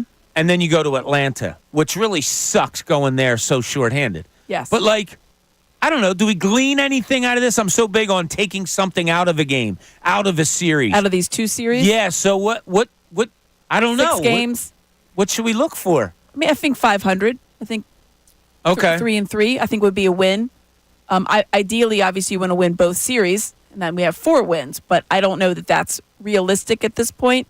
I think it's taking advantage, on the old cliche, take it one game at a time. But really, you were rattling off the stats of the pitcher that's going tonight for the Cubs, and the first thing I thought was he's going to turn into Cy Young. Yeah. Because every time I feel like there's a guy they're rolling in here and his ERA is north of 10 and he hasn't won a game in 3 months. And I was like, well, he's going to pitch at Jim tonight. That just seems the way it goes. The night and today, I always worry about that as far as for the game, the carryover for the next game. That's why Chicago tends to be a tougher place to play because they have so many of those day games and they're used to it, but a lot of people aren't. As far as the transition to make that on a regular basis in the middle of kind of the week type of vibe. So yeah, I mean I think that if you win the series in Chicago and you go down there and you take 1 from Atlanta, if this was 3 weeks ago, I'd have been like, no, I don't want that. That's terrible. But if I come away with 3 wins on a 6-game road trip where I'm missing the bulk of my offense and the best catcher in baseball, I'd probably take it. Yeah, it just goes back to something that we talked about. I think I brought up to you guys a couple of weeks ago. I just missed the lineup from the beginning of the season. You're going to see some interesting ones. And I said, I don't care. Put Johan, and this was before they called him back up. Remember, I was like, just put Johan Rojas back there. Make Marsh your 8-hitter. And then the other 7, I'm okay with. We'll figure it out. Sorry, I still have confidence in Nick Castellanos. And he's paid that off. He recently. kind of has, yeah. He won 4 for 5 the other day, big hit and all of that. But I'm rather going to have more confidence with him up there than can we end this Christian Pache crap already? I'm done. so done with it. I just saw somebody brought up his numbers, I think, since he's been with the Phillies. Stop. You got to move on from that. I don't like to call for anybody's job. I hope he can get traded and get a job in another major league club and all that stuff. But I don't need him on the Philadelphia Phillies, and especially I don't need him right now. But story for another day. Here he is. Chuck in Abington. You're on 97.5 The Fanatic. What's going on, Chuck? What's going on? You are. I would like to see Spencer Dinwiddie come to us. Long, hit the 3, defense. I don't think it would cost us that much either. Yeah, he was with who? L.A. Lakers, last year? Yeah. L.A. last year. Amy and I were surprised. He's only 31 years old. I thought seems like he's been around longer than that, doesn't it? Yeah. He's 6'5", good long body. You're right. Can play a little bit of defense. I don't mind that name. The more it's being brought up, Chuck, I don't mind it. And obviously, the Paul George move, the move I love, bringing Drummond back. I love that move. I don't mind that a little bit, especially since the money was good. Yeah, I love that move. And that's about it. The two first names I have for you guys is Lewis Lloyd, Phillies own Lewis Lloyd. Lewis Lloyd. Overbrook and played for Houston Rockets. Remember him well. All right, hold the line for a minute. We'll get your info here on Lewis Lloyd. Oh, poor Mike. All right, Mike, you got to think of somebody else real quick, buddy, before we get down to you. But Lewis Lloyd, I always remember as a Houston Rocket. Definitely two first names. But Spencer Dinwiddie is now a name that's come up more than a few times. He made $1.5 million last year. That's it. Yeah. So, I mean, that's you remember that won't him count against the cap. You remember him mostly when the Sixers were playing Brooklyn. Yeah. And he would in the crush playoffs. him. Yeah, he was. He's a physical guy. I think he's a good defender. You mentioned the ranginess. I don't know what his wingspan is, but I guarantee you it's a lot longer than his height. Yeah. It's I feel like he's just a menace at times. And again, I'm remembering him from the Nets days. I can't say that I watched a lot of him with the Lakers or wherever he was the year before, but I feel like he is a decent three-point shooter. What we're talking about is I don't need a guy that's going to rain down threes. No, we're all good capable. we're all good on the scoring. Right. Knock down a three if it's an open bucket. Create for your teammates. Yeah. If your man goes in doubles, be able to take the ball to the basket. Defense. Yeah, and play defense. Exactly. That's kind of what we're going for, and that's a nice play. Again, but I don't envision him as a starter. Like I'm thinking about Joe Ingles. Joe Ingles, very nice specialist. A bench player. Yeah, I don't see Joe Ingles as a starter. Yeah, I guess Dinwiddie could start if you have the other three. Yeah, he probably could. My anxiousness is getting now.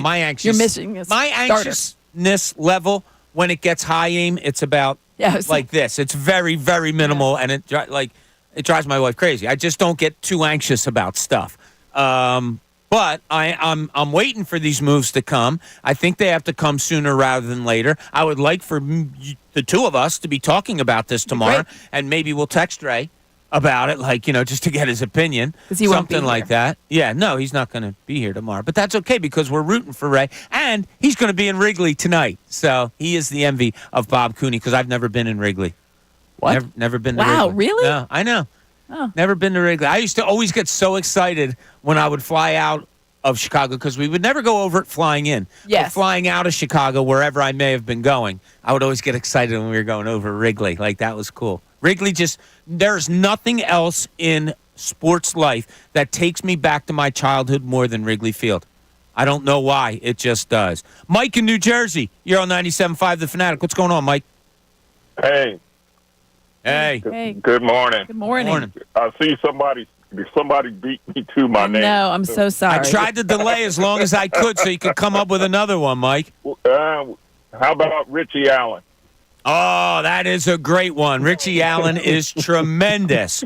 Now, what do you think about these Sixers? What do they need to do, Mike, as far as filling out this roster? They need a power forward.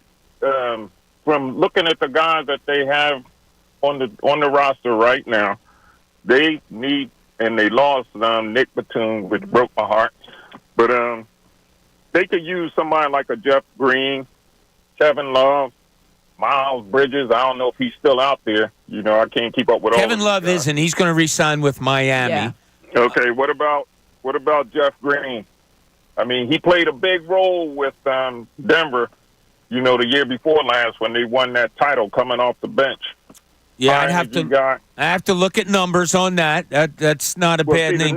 The numbers don't tell the story. I don't mean his. No, I mean money numbers. I'm sorry. About his money. Yeah. Oh, okay. Yeah, because it's weird how not weird, but how quickly the Sixers went from they have all the money in the world. I know that's the first thing we started talking about. Yeah, now you're having trouble filling out the roster, but I don't know. All right, stay on hold for me real quick, Mike, as we'll get your information on you with your Richie Allen answer. Dick Allen, great answer.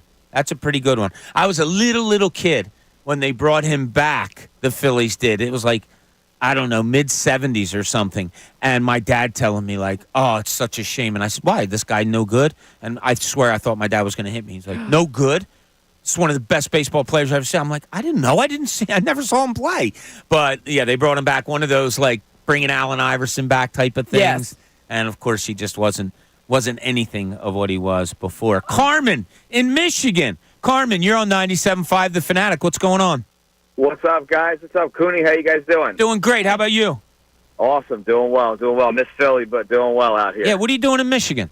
I moved out to Michigan. I work for Penske, and we opened up a BMW store, so I'm a manager of a BMW store out in Bloomfield Hills, Michigan. Oh, cool. Nice. You like it out there? Yeah, I actually went to the Phillies game last week when they were in town, Detroit. so that was There amazing. you go. Good man. What do you got for Yeah. anybody that fits, Carmen? All right, so I don't know if it's going to fit cap-wise, but Sadiq Bey. Talked about him yesterday. Yeah, It could. It could fit.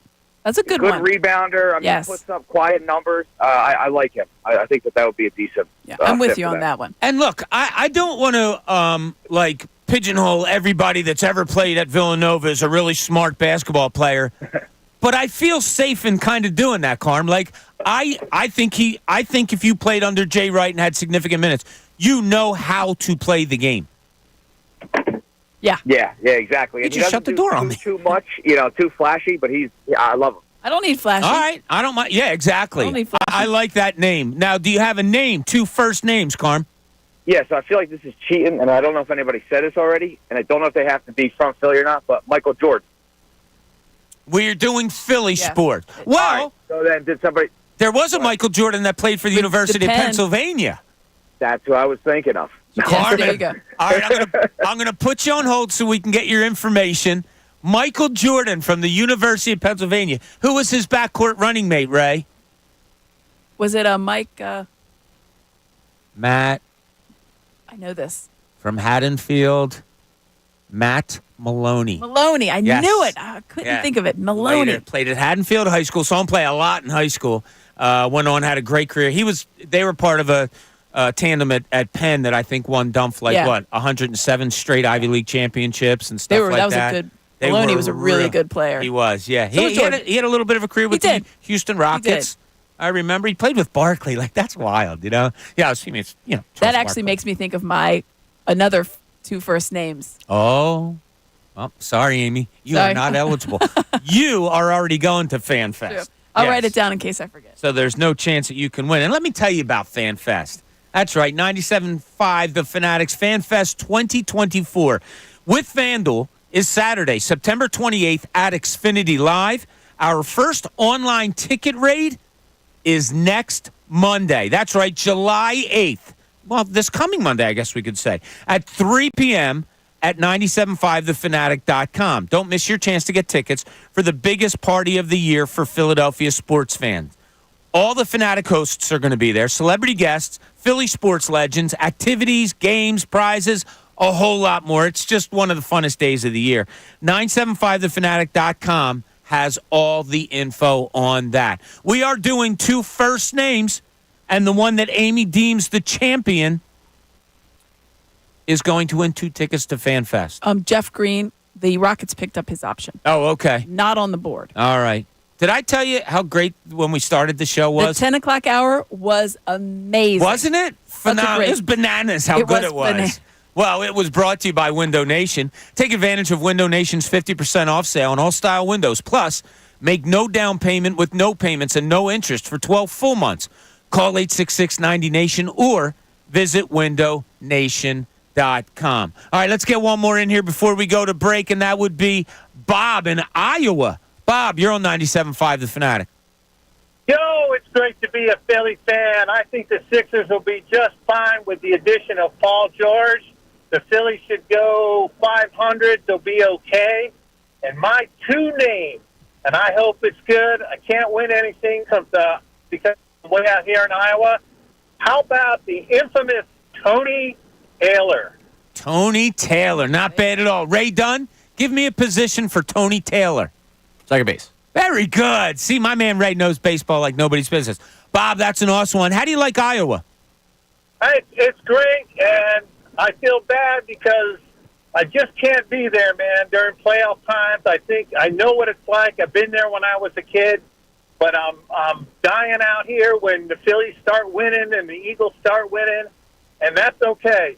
That's okay, but I want to tell you one thing, that Ray, did you know that I believe Tony Taylor had a record back in that time for 9 consecutive hits as a pinch hitter. Oh, wow. That's a pretty good fun stat. fact. Yeah. Way to go, Bob. Bob, thanks so much for the call. We really appreciate you. He was nice enough to say, don't put me on hold because I can't win anything out here in Iowa. I'd love to visit Iowa. I mean, I know it's not on everybody's bucket list, but I would love to go out there to go to see the field. Oh, the Field of Dreams field? Yeah. Oh, yeah. I think that would be – I would love to go see a game Did there. they already do that game? They did do that game, that's what I thought. I wouldn't mind going out there just to see what it looks like to visit it. Like, that was one of those movies that hit home. You know, like, it was just like, oh, that's one that So I could go out there and see that. All right, when we get back, some more Sixers talk. Who do you got? You're Daryl Morey. Who are you going to fit in here? Yesterday the talk was how great it was to get Paul George. The work ain't close to being done. Nowhere close to being done. You, in my mind, have 3 starters right now because I want this team to have the luxury of bringing Kelly Oubre off the bench. But who are the other 2 starters? That's what we're talking about today. Love to hear from you. 610-632-0975. Also, first names in honor of Paul George, who's the best 2 first-name athlete, coach, anything to come through the Philadelphia area. Amy Fadul's with us all day today. Bob Cooney, middays, 97.5 The Fanatic.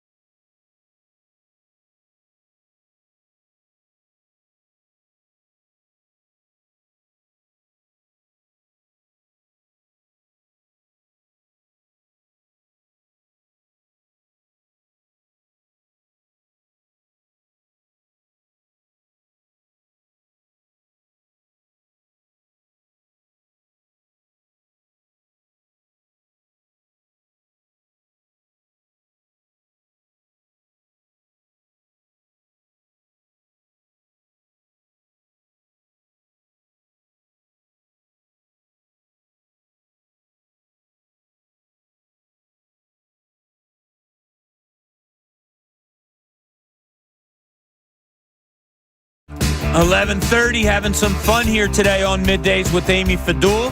Ray Dunn producing. As we're looking, got to find it. We got to find these pieces for the 76ers. We have a lot of names thrown out there. We have to keep in mind the money. Money's tight. Did you ever hear that growing up, Aim? Not to say you were, but did your parents use that? Like, money's tight. Yeah, we don't know. We don't know if we can afford it. Yeah, we had like nothing growing up, and my parents, it was funny, Christmas time, sorry, don't really expect much this year. Then all of a sudden, my sisters started having kids. I was like, wait a second, I never got anything because I'm a lot younger than like the sister closest to me is like 7-8 years older than me. So like they're way so. I didn't get anything, and then grandkids came, and I'm like, wait a minute. There's 1,000 presents here for these grandkid things. They would always be like, I don't know how Christmas is going to be. And then we'd go down to Christmas. I'm like, come on. It would be out of control. Oh, really? Out of control. Yeah. My parents, they would go without before they would, like, the Teddy Ruxpin or the Cabbage Patch Kid or gosh knows whatever it was that I wanted. See, I used to get, like, just to look like there was present, like, they would grab a pair of my sneakers that I already had and put them in a box and wrap them up and be like, and laugh, like make it look like there was. It's not funny. You had to think it was because that's all you had. I think we've learned a lot about you. Believe me, you got to sit down with me and Donna one day. There's many, many, many stories to be told.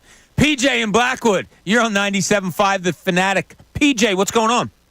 Hey guys, first time caller, a little nervous. No, don't be nervous. I'm so glad you called from the Blackwood, New Jersey area. I'm on my way to the shore on this beautiful day. So. Oh, good. What shore are you going to, PJ? Stone Harbor. Oh, nice. Beautiful. Love I was Stone just Harbor. in Avalon on Saturday. I love the reeds. Oh, really? Yeah, Big fan. Beautiful. My favorite beach. I went right past Fred's Tavern. Oh, that's also a great spot. And I just kept walking. That's a win. Honest to God. All right, PJ. All right, PJ, what do you got? Well, I just wanted to say there were a lot of people doubting Morey for the whether he was going to sign Paul George, but on Sunday, the day they signed him, I saw or heard rather that Paul George's wife and Embiid's wife friended each other on social media. I did see that. How do you like that? Once I saw that, I knew it was a done deal. My heart just told me it was going to be a great deal, and we're going to have a great future. Isn't it interesting how things get broken nowadays? You got a wife following another wife. It used to be like great reporters like Phil Jasner would break stories about the Sixers. Nah, now it's just a wife following another wife on Twitter. Yeah, but you got a name for us, PJ? I actually got two names, really good ones. Can I give No, you can only... We can only give it. We have to be fair. First-time caller. She is a first. All right, Amy made the call. Yes, you can give them both of us. Perfect. My first one, Jason Kelce. Nice. Very, very good one. We were just talking about that during the break. That's a good one. So that's a great one, PJ. What's your other one? Great one. Bryce Harper. See, Amy? Yeah, so I'll give her Jason Kelce. Yeah, we'll give you Jason Kelce. All right, PJ. But Harper, you're right. Harper is a popular. Harper's a good one. PJ, just hold the line so we can get your information from you. All right, appreciate you calling. Appreciate you being a first-time caller. Always like our first-time callers. She didn't seem nervous. I thought she did quite well. Oh, she was awesome. Are you kidding me? What's there to be nervous about? She's going down to her shore house. Yeah, she's excited. Speaking of having nothing, I never even took a vacation when I was a kid. But I'm not angry. Seth in Virginia. You're on 97.5 The Fanatic. Seth, what's going on? What's up, Bob and Amy? How are you? Hey, Doing Seth. great. As far as the Sixers go, I'm really thinking power forward, and the name that keeps popping out to me is Cam Johnson. From the Nets? From the Nets. Yeah, this is a popular name. Yeah, Amy and I have talked about him off the air often. Tell me why you like him, Seth, because I know why I do. I like everything about him. I like how, now I know we don't need buckets necessarily as much anymore, but he can get some buckets. I need a big body. I need a rebounder. To me, it's like maybe a young Tobias Harris who's, worse than. Oh, that's one name if you're looking for good, grace in this city, I don't think you should be comparing to Tobias Harris, but I know what you're talking about. Stats for Cam Johnson last year. How about this? 27 and a half minutes of play.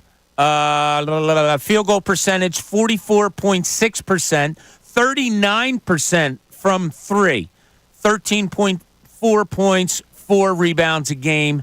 That's Cam Johnson, who is, let's see what they list him at. Yeah, 6'8", power forward.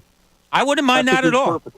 I like him, and I like the idea of just keeping Lowry, Campaign, Gordon, just run with a bunch of guards. Maybe Lowry starts, maybe he doesn't. Maybe he just plays a few minutes after he starts, but we can figure it out with the guards we have, and I like that. All right, I don't mind that, Seth. Don't mind it at all. What do you have for a name? I got a good one. I'm a first-time caller, too, but I'm going to go ahead and just give you one name. Cause I call a violation. Amy's going to get her wrists I crossed it. slightly. As soon as you wrote it, I crossed it out. So I only gave her the one. Yeah. I'm going to go with the man from my childhood, Ryan Howard. Ryan Howard. I am surprised it took this long. Seth, hold the line for a minute so we can get your information from you. When I said before the show, we were in the hallway, I said, I think I'm going to do something fun today, and I proposed it to Dylan McKinnon. I mean, I barely had the words out of my mouth, and he's like, Ryan Howard. I said, that's a really good one. There's a lot. I am surprised at how good our listeners are at things like this. Yeah, because everybody's such a good sports fan, so they can pull from, like you said, from his childhood. There's people that pull from their childhood, and they bring up Andrew Toney. Yeah. Andrew Toney was one of my favorite players of all time. He didn't even pop into my head. It's a great one, though. Did you have any, Ray, in your head that haven't come up yet? And obviously, I don't want who they are, but I was just going to give out all the ones. No, there's one that's specifically in my brain right now. Is there? Yes. Ryan Howard was one that jumped to my brain that's a good immediately. one. Right. Just because any way I could bring Ryan Howard into a conversation, I probably will. But yeah, there's one specific that really sticks out in my mind. Oh, We've got it on the text line. Oh, okay. I've seen it pop up on the text line, but we have not heard it yet. Okay. So Cam Johnson with the Nets, very interesting. 28 years old, from Moon Township, Pennsylvania. Yeah, Coriopolis, Pittsburgh guy. How about that? He went to Pitt to start out, and then he go to transferred Pitt, to UNC. Yeah, exactly. Do you hate UNC as much as you appear to? I don't enjoy the UNC as much. I don't enjoy Duke probably more. Okay. Louisville being the most. Have you been to Cameron? I know. Gross. Come on. It's the size of this studio, by the way. Yeah. So's the Palestra. Oh, no, the Palestra is beautiful. Yeah, I love the Palestra. Cameron Indoor it's like my is favorite. a dump. Now, see, that's funny because our son Kyle was living in Charlotte at the time. Mm-hmm. LaSalle played at Duke this year. Yes. So maybe, some phone calls were made and stuff like that. He was able to get 2 tickets. Actually, I don't even feel bad about this. He played at LaSalle. Yeah. So, he should be able. He got a couple of tickets. He was 5 rows up off the floor. We saw him on TV the whole time. He said Cameron was one of the coolest. And he played at the Palestra. He played at the Wells Fargo Center, all that. No, he said it was really cool. Garbage. Come on. Garbage. You can't look at an institution and just say it's garbage because you don't like their program. Absolutely. I have a cousin that went there. I see Do you speak Ray's to that being cousin? mature here. No. Yes, right? I do. You're agreeing with me, right? Oh, yeah, I'm agreeing with you. Garbage. Yeah, no, My God, that feels... All right, relax over there. Don't get too comfortable with this. Wow. Garbage. Yeah, no, I'm sorry. You cannot like Duke, but you have to, Cameron Indoor, you have to at least experience it. Why? Why do I have to experience the place? The Cameron Crazies. Oh, my God. No. That's the least of, no. 0%. Yeah, that wouldn't turn me on as much as the actual... It's a tiny little, place, like garbage. I went to see the environment of playing at Duke. Why? Yeah, I don't. Yeah, I do. We've watched so many big games there through the years, through my lifetime. I went to a school that's also very good at basketball. I'll just watch my games there. Okay, you can. If you want to broaden your horizons, you Miss Snob. Yeah, I'd love to go the Palestra.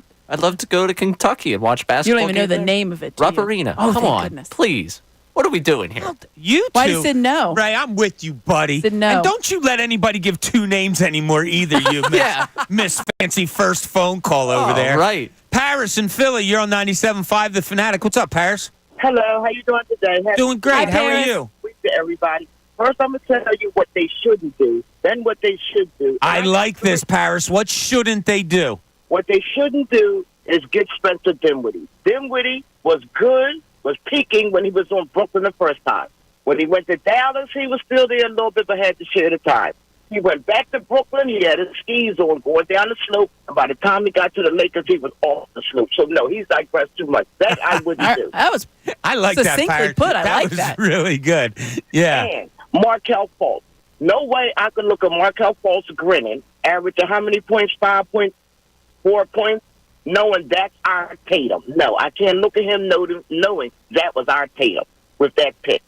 What they should do, I'll go with nobody say, this was my first 2 choices, but it's off the board. I would would have went Bridges and DeMar DeRozan. I don't know why the Sixers just keep over jumping DeRozan. DeRozan get the sinker from the mid-range. He's proficient. He has scored average 18 points for how many years in a row? He's a workhorse. So, therefore, that's off the board. What I would do is the Sixers need some height. I would go for Bridges. 6 feet 8 inches and a half. He's solid weight. He can shoot from the three. He can get in the middle. He can also get you points. I would go Mikal Bridges. Oh, and if Miles Bridges. Yeah, you mean Miles. Miles Bridges. Right, yeah. right. And if I had to go guard, I would say I like Oubre coming off the bench because that gives the second spark. Mm-hmm. I would look at Gary Trent Jr. Yeah, that's a popular name too, Paris. A lot of people have brought that up. Good shooter. That's not a bad name at all. I have interest there. How about names? What do you have for 2 first names? Okay, I have 3. Can I give the 3? One. You give us one. Yeah, we can go one because Amy already made the mistake. Give 2. Can I give 2? Okay, this is the last time we can give out 2. Amy, Okay. see, I knew you opened up a First can of one. worms here. First one, Jake Elliott.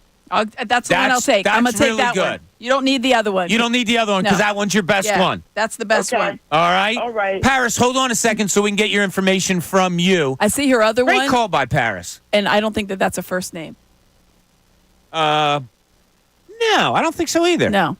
Yeah. I think if it was 2 R's in the middle, it would be. Somebody has a great one that I didn't think of earlier, too. Yes, I think this is a lot of fun. I think Jake Elliott's a very good one. Yeah. Also, Jake- great call. The Miles Bridges thing, I think we've covered. I get the idea of it. The Gary Trent Jr. is an interesting one. That's interesting. It is. I don't know what his contract situation is with the Raptors. I swear, this is so weird. I think I've looked up Gary Trent Jr.'s contract situation Have you probably really? 3 or 4 times over the weekend. I've looked up so many people's contract kinda situations start to, like, come that I together. cannot remember any of them right now. But Gary Trent Jr. is a very interesting name. You know what he reminds me of? Gary Trent Jr. is kind of like, remember a couple years back when they got Alex Burks. They had and both. They They had Alec Burke, Alec Burke, and then Alex. No, it's Alex Burke and Alec Burks. Right. It was when they had both of them. I was like, "Stop! This is Yes, it was very unfair Not great. to people that tried to cover the team, that were people that would Trying to talk about the remember team. who they were. But so Gary Trent Jr.'s contract is as follows. He signed a 3-year, $51 million contract. After this year, he's an unrestricted free agent. He was paid $18.5 last year. So he's a UFA now. I don't know. You're going to have to play with that Paul Reed stuff a little bit in order to get to maybe where you want to go. Or do they think Paul Reed might be the guy that they're going to throw in as a 4 and say, like, look, we just need you to go out there and hustle for 18 to 24 minutes. I don't care if you get 6 fouls. I want you to get more That's what he'll rebounds do. than fouls, something like that. I don't know. It's all up in the air, and that's what we're talking about today. What would you do? I love how Paris started. Here's what I wouldn't do, and went against some of the names that have come up already, so that's fair enough. We'll be talking about Sixers pretty much all day today as Daryl Morey still has some more work to do. Great work getting done, but that's just the first, semester. You still have finals to go. So you got to finalize this thing, and we're going to help them out. 610-632-0975. Also 2 first names, which we're going with for a pair of FanFest tickets today. Amy Fadul's with us all day. I'm Bob Cooney. This is Middays, 97.5 The Fanatic.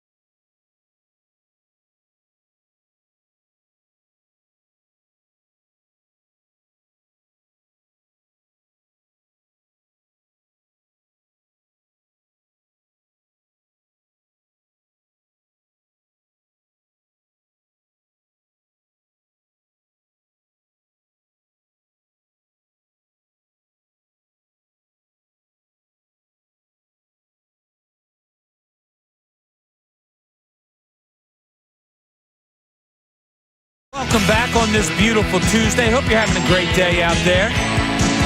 Talking to, who was it? PJ getting ready to go down the shore, driving down the shore.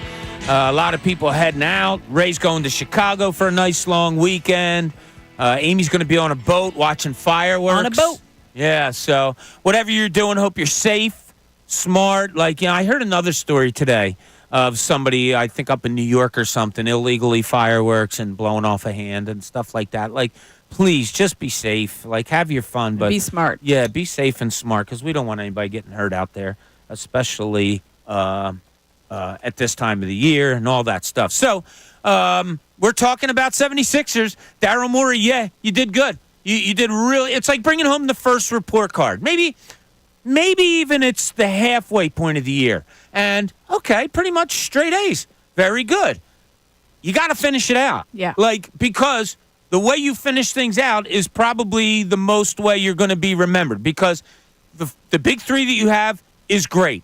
If it comes – this season comes and goes with they just didn't do a good job of filling anybody out, that's what's going to be remembered. You still have a lot of roster spots to go.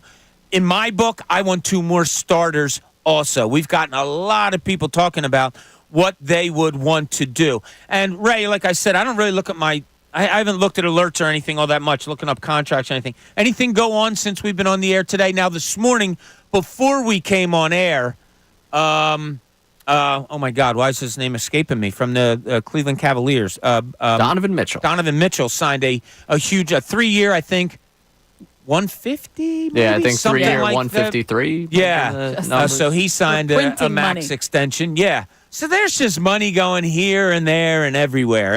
And look, the Sixers spent an awful lot this weekend also in that, not only on Paul George, but that Tyrese Maxey guy got, a mere $204 million. I was saying that the other day when I was watching, some of the NBA stuff and my family was sitting around.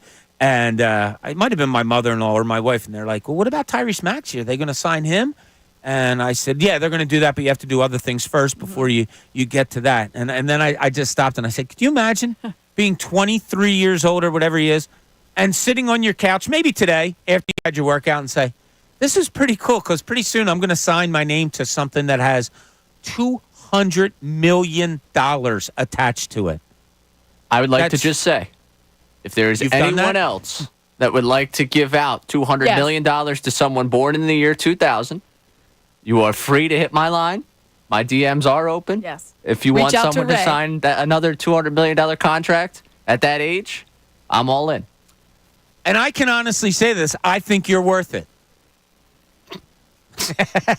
now you're not because you just laughed at yourself. So I didn't know how long you could take a few zeros off of it, and I would still be okay if you. Yeah, we were talking about that out there, like 400,000. I'm like 400,000. Yeah, lower that number. We'd be pretty good at a low number. Hey, we're not greedy here. No. Just honest day work, honest days pay. That's all we're asking for. Matt in Drexel Hill, you're on 97.5 The Fanatic. What's going on, Matt? What's going on, guys? How you doing? Good. I don't think Daryl Morey did much. If you're Paul George, and he's I think 34 or something, this is his best opportunity for a championship. So I don't think that conversation had anything to do with Morey swinging him here. I think it was just he wants a championship. He realizes this is his last road here, and And Matt, we could take it even further. The Sixers were the only one that agreed on the 4 years as opposed to the 3 years, right? Yeah. Yeah, and I think you need to keep the ball in Maxey's hands more. Not a point guard the whole time, but you let him carry the team like that. And I think Malik Beasley, there's a couple people on expiring contracts. Malik Beasley, he's a proven starter, or at least get you some minutes. Yeah. I like Brogdon because he knows the Celtics. He knows he can fit the thing, or even bring like a Derrick Rose in. But I'm not so much worried about height here because when the playoffs start, it doesn't seem like all these teams have like crazy big height. And Paul George is a big he rebounds. You know what I mean? So, Yeah, Beasley's a good name. Beasley's interesting. Now, he played for the Bucks last year on a one-year deal. It was only $2.7 million. Double-digit score, bigger guard, 6'4", 190. Good three-point shooting. Yeah, good three-point shooter. I think over 41%, I think is what I read earlier. And a good volume, too. Yeah. And a guy that knows how to, when you mention height, height doesn't matter to me, Matt. Same with you. I need people that know how to go after the ball, that know how to play the game. Yeah, and I think McCain, when they drafted, I think he faltered on that. I think you take the guy that the Lakers took the pick after because he's Dalton Connect. 23, yeah. He's 23 already, and he can score the bucket. You know, you had I don't know.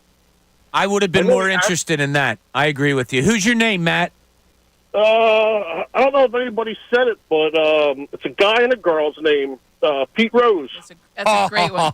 Matt, That's a great one. That is a great one. No one has said it. Hold the line so we can get your information from you. Pete Rose, and once we saw that on the board. I was like, of course, Rose is it was. She's a bitch. Oh, it's you talking about Rose with the Titanic. Yeah. It was just on in my house again the other day, and I was just you think that there was room on the door? There was absolutely room. What are you doing? I think you give it a try. I don't know that there was room because I don't know if he could have gotten on without tipping them both over, but I think you give it a whirl. I love her. You give it a whirl. You have to give it a try. I love her in real life. Kate Winslet? Yeah, I love her. How about her in that show, The Mayor of Easttown? Did you see that show? Oh, yeah. God, yeah. Amazing. I think they're doing another one of those, but it's not the same thing. Yeah, I know. I don't even know if you She can... said that was the hardest action she's ever done in her life. Did you see the Saturday Night Live skit when they were... Because it was my Tina water, Fey. my daughter's murdered, water. It was Tina Fey, who's Delco, too. Oh, jeez, it was so funny, yeah. All right, when we get back, Pete Rose, what a great one to go to break with. When we get back, look, your Sixers talk is hot. It's good. I love all the names that are getting thrown out there, the ones we don't like.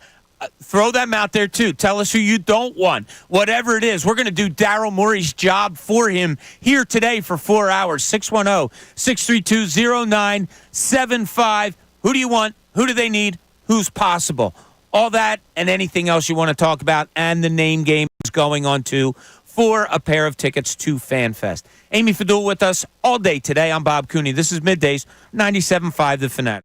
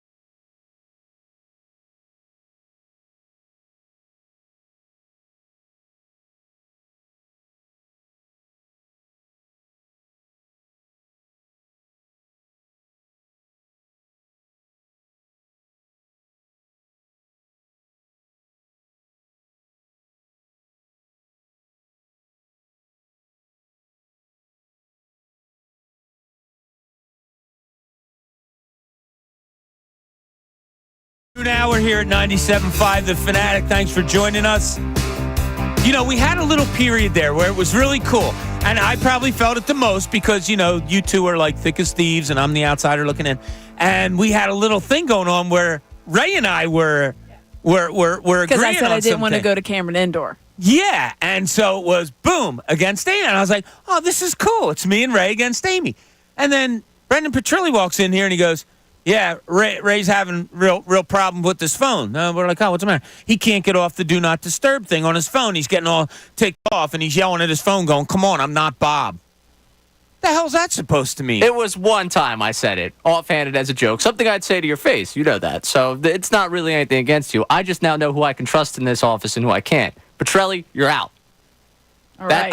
That's a rat right there. Now, that's a me. He walks But right out. you said you would say it in front of Bob, though. Oh, I would. Oh, but okay. that doesn't mean you got to go running to I Bob see. with Okay, the I joke. see. He ran out of this studio and wish. ran right in there. Hey, did. teacher, guess what he just said? Okay, now, I know you and Ty have formed a bond. That's true. You two are very tight, and that's cool. You know how much I love that stuff. However, I need a ruling from Ty on this. Do you notice that there's a common denominator when there's problems in these office areas? We're talking about Silvana and Ray. Now it's Brendan and Ray. We got Dylan and Ray. We have Birds and Ray. No. Like, there's a lot of stuff going on here that has one common denominator. That's fine. Bringing everyone together against someone brings everyone together. If you're all against me, that means you're all together, and we're all working towards something. If you're trying to so undermine full me, of don't stuff. you say it. Don't You're you say so it. full of stuff. That's not true. I'm just doing my job. All right? When I come in here, this is my job. All right? I got to make sure. I was told you're the glue now. Midday's producer, you got to glue. If everyone's against me, they're glued together. So, I guess. in a way, I'm still doing my job. I'm playing my role here. It's a different type of glue guy, but it's working out. So when did the bird thing start? Yeah. So, all right, I got to give people background. There was a fake crow, I guess you would call it. It was a good size, Very too. good size. Yeah. And it had been making its round. And every once in a while, you would hear somebody like, because it would be put in a place where it would Yeah, startle I punted somebody it. or whatever. Ray then became the focus of said bird. And I think it was Dylan. I think it was Silvana. So they started getting him more than once. Well, Ray got fed up. Apparently, the bird made it to your car. Like, how did this all play Yeah, out? Friday before I left for vacation. Which one? When I walked out, the only Friday before I left for vacation, since I've just gone on one. Yeah, next one starts in about a couple hours. But go ahead. Yeah, I could take it early. The Friday before I left, they brought the bird out to my car. So when I got in my car, there it is I on do my remember that. windshield. Yeah. So I just started to drive like I didn't see it there. The bird fell off of my car. It was fine. Okay, let's not. It's not a real bird. Yeah, it's a Yeah, fake bird fake too. bird, Yeah, fake bird. very A real fake bird. Yes. He did. Stop. A very fake bird. Yeah. Okay. And then Vito went and picked it up, and I could have run over the bird with my car. I didn't. Out of the kindness of my heart, because I want to make sure Dylan has something to entertain himself every single day here at work. He does get a kick out of the bird. Yeah. So I don't know what happened to it the week I was gone. I'm still waiting to find it multiplied. somewhere. It had babies. Yeah, Lots I of noticed. them. So he went out and spent $1,000 on a dozen or so fake birds. That's not true. Small ones. Not true. $100. Dylan insists that the bird multiply. That's the bird. That's what happened. gave Like birth. a gremlin. You get a little water. It It's like did. after dark. This morning, Haley was trying to get out of Dylan. Where'd you get them from? What do you mean? They just came out of Mama Bird. And she's like, no, seriously, Amazon? He's like, Mama Bird. And she's like, well, what did you pay for it? He goes, nothing, Mama Bird, Mama Bird. So this morning, Ray and I go down to get coffee. We come back up, and the desk where Ray sits before where we prep for the show had the little birds? 10 birds all around it, hung up and plastered. Baby birds. It was pretty funny. Did that hit the Instagram or the show tweeting? Oh, yeah. stuff? Haley tweeted Yeah, it it's out and there? deleted the tweet. So, Oh. yeah. I deleted maybe tweet. she's distancing herself from what's going on back there. I don't know. They did take because this is what they do. This is what they do. This is It's all encompassing. Wow. I mean, it's true. Against the world, but go ahead. Well, I'll just name right here: Haley, Dylan, and Silvana have all been guilty of this. They put the bird somewhere, and then they wait there with their little phone out. Let's wait. Let's get a video of Ray being annoyed at the bird. I never saw the hot dog situation that was yesterday. Oh, listen, Yeah. it's So there's a hot dog thing. and also make its way. It'll all All right. make sense soon. Okay. Oh, so should I not describe the hot dog thing? No. Just let it go? Okay, never mind. Okay. Right. It'll make sense at some point. All right. Just like the Sixers will. It will all make sense all at come some together. point. But right now it's not there. The pieces are not all put together. There's still plenty to go because, like I said, you have 3 definite starters. Maybe you throw Kelly Oubre in there. Maybe you think he's the good fit for it. I would rather see him come off the bench as a spark plug and get minutes with those starters during a game, obviously. But I would like to build up this roster well enough with the limited amount of money that you have right now to have Kelly Oubre coming off the bench. We've had a lot of names thrown out there. You might have some more. 610-632-0975. Brian in Northeast Philly has some ideas. Brian, you're on 97.5 The Fanatic. What's up, Brian? Hey, guys. How are you? Hey, Brian. Doing good. Just a couple names that I thought would be interesting fit here. How about Achua or Metu to come here? You know, you got 6'10", 6'8". They both give you about 7.5 points per game. I think they would be a good fit to complement the big three. It was funny when Precious Achua's name came up. I don't know if we were off the air on whatever it was. It was one of those names where I went, oh. I don't mind the name at all, Precious Achua, Bri. Yeah, I just think, just like Ty and Ricky Batalico talked the other day about when you bring the big guys in, other guys follow. Now that you signed George, you're going to probably have other guys to come in and follow. So I think those two guys would be, a nice complementary fit for the big three. All right, I don't mind that. Another name that we can add to the list. But we also are playing a name game, and you got 2 first names. Do you have one for us, Bri? I do, and I'm surprised he wasn't taken. This takes me back to my childhood watching him. Steve Carlton. Oh, excellent. That is an excellent answer, Brian. Hold the phone so we can get your information from you.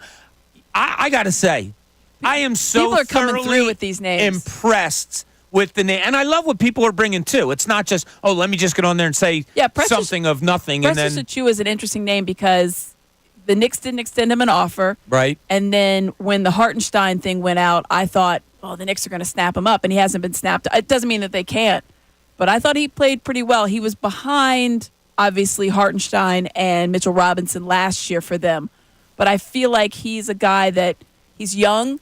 I think he's very physical. He, obviously, rebounding. I think he has a good – I don't know what his blocks average. I feel like he was like a block a game. It felt like every time he was in, he was going to get a block. I don't know what his numbers are, but off the top of my head. Achua didn't receive the qualifying $6.2 million offer.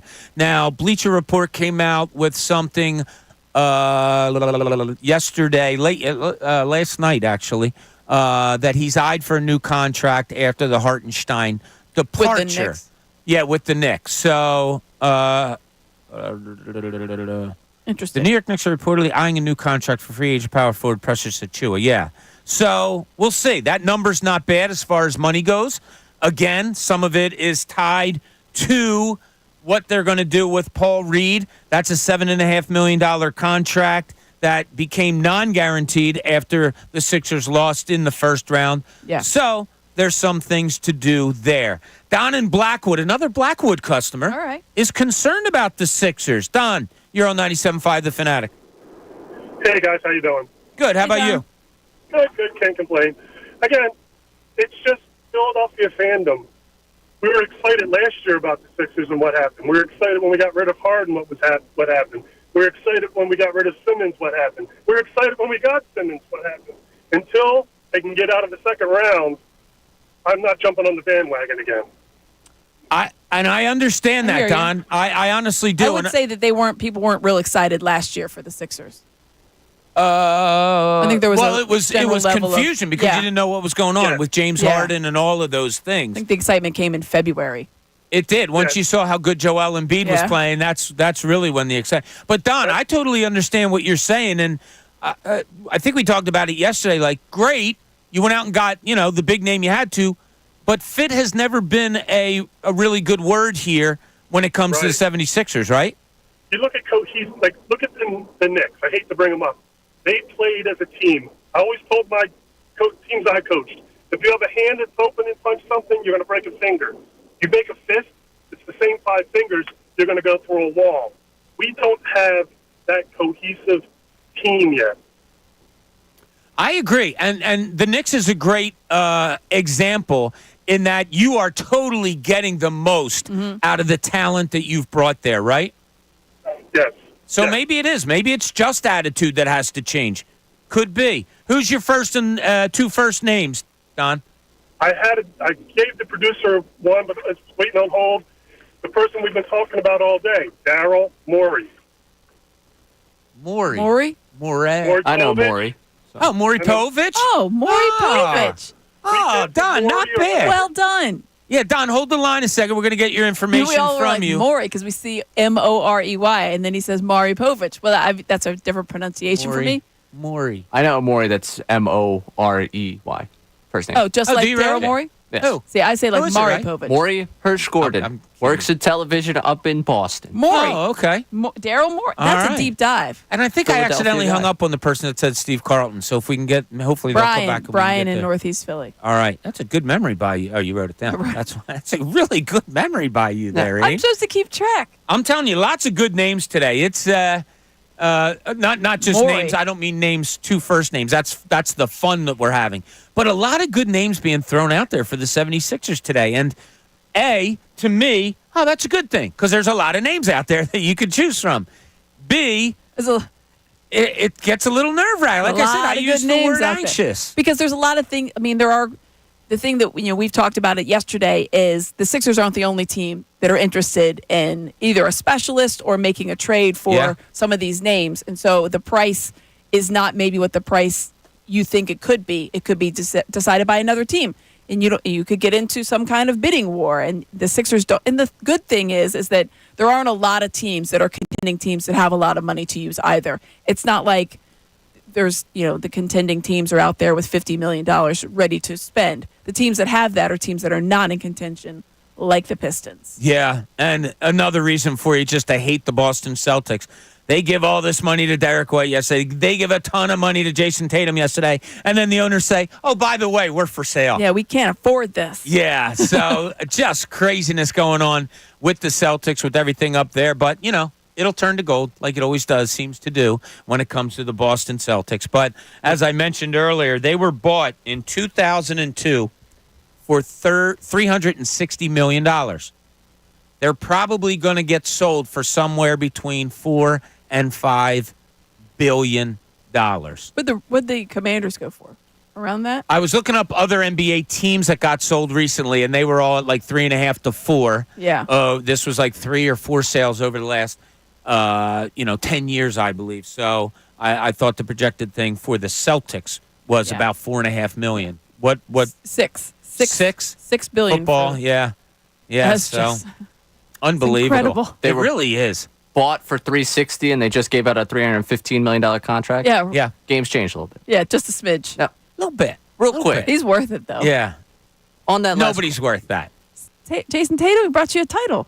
Nobody in this world is worth making $60 million a year, in my opinion. Right. No one.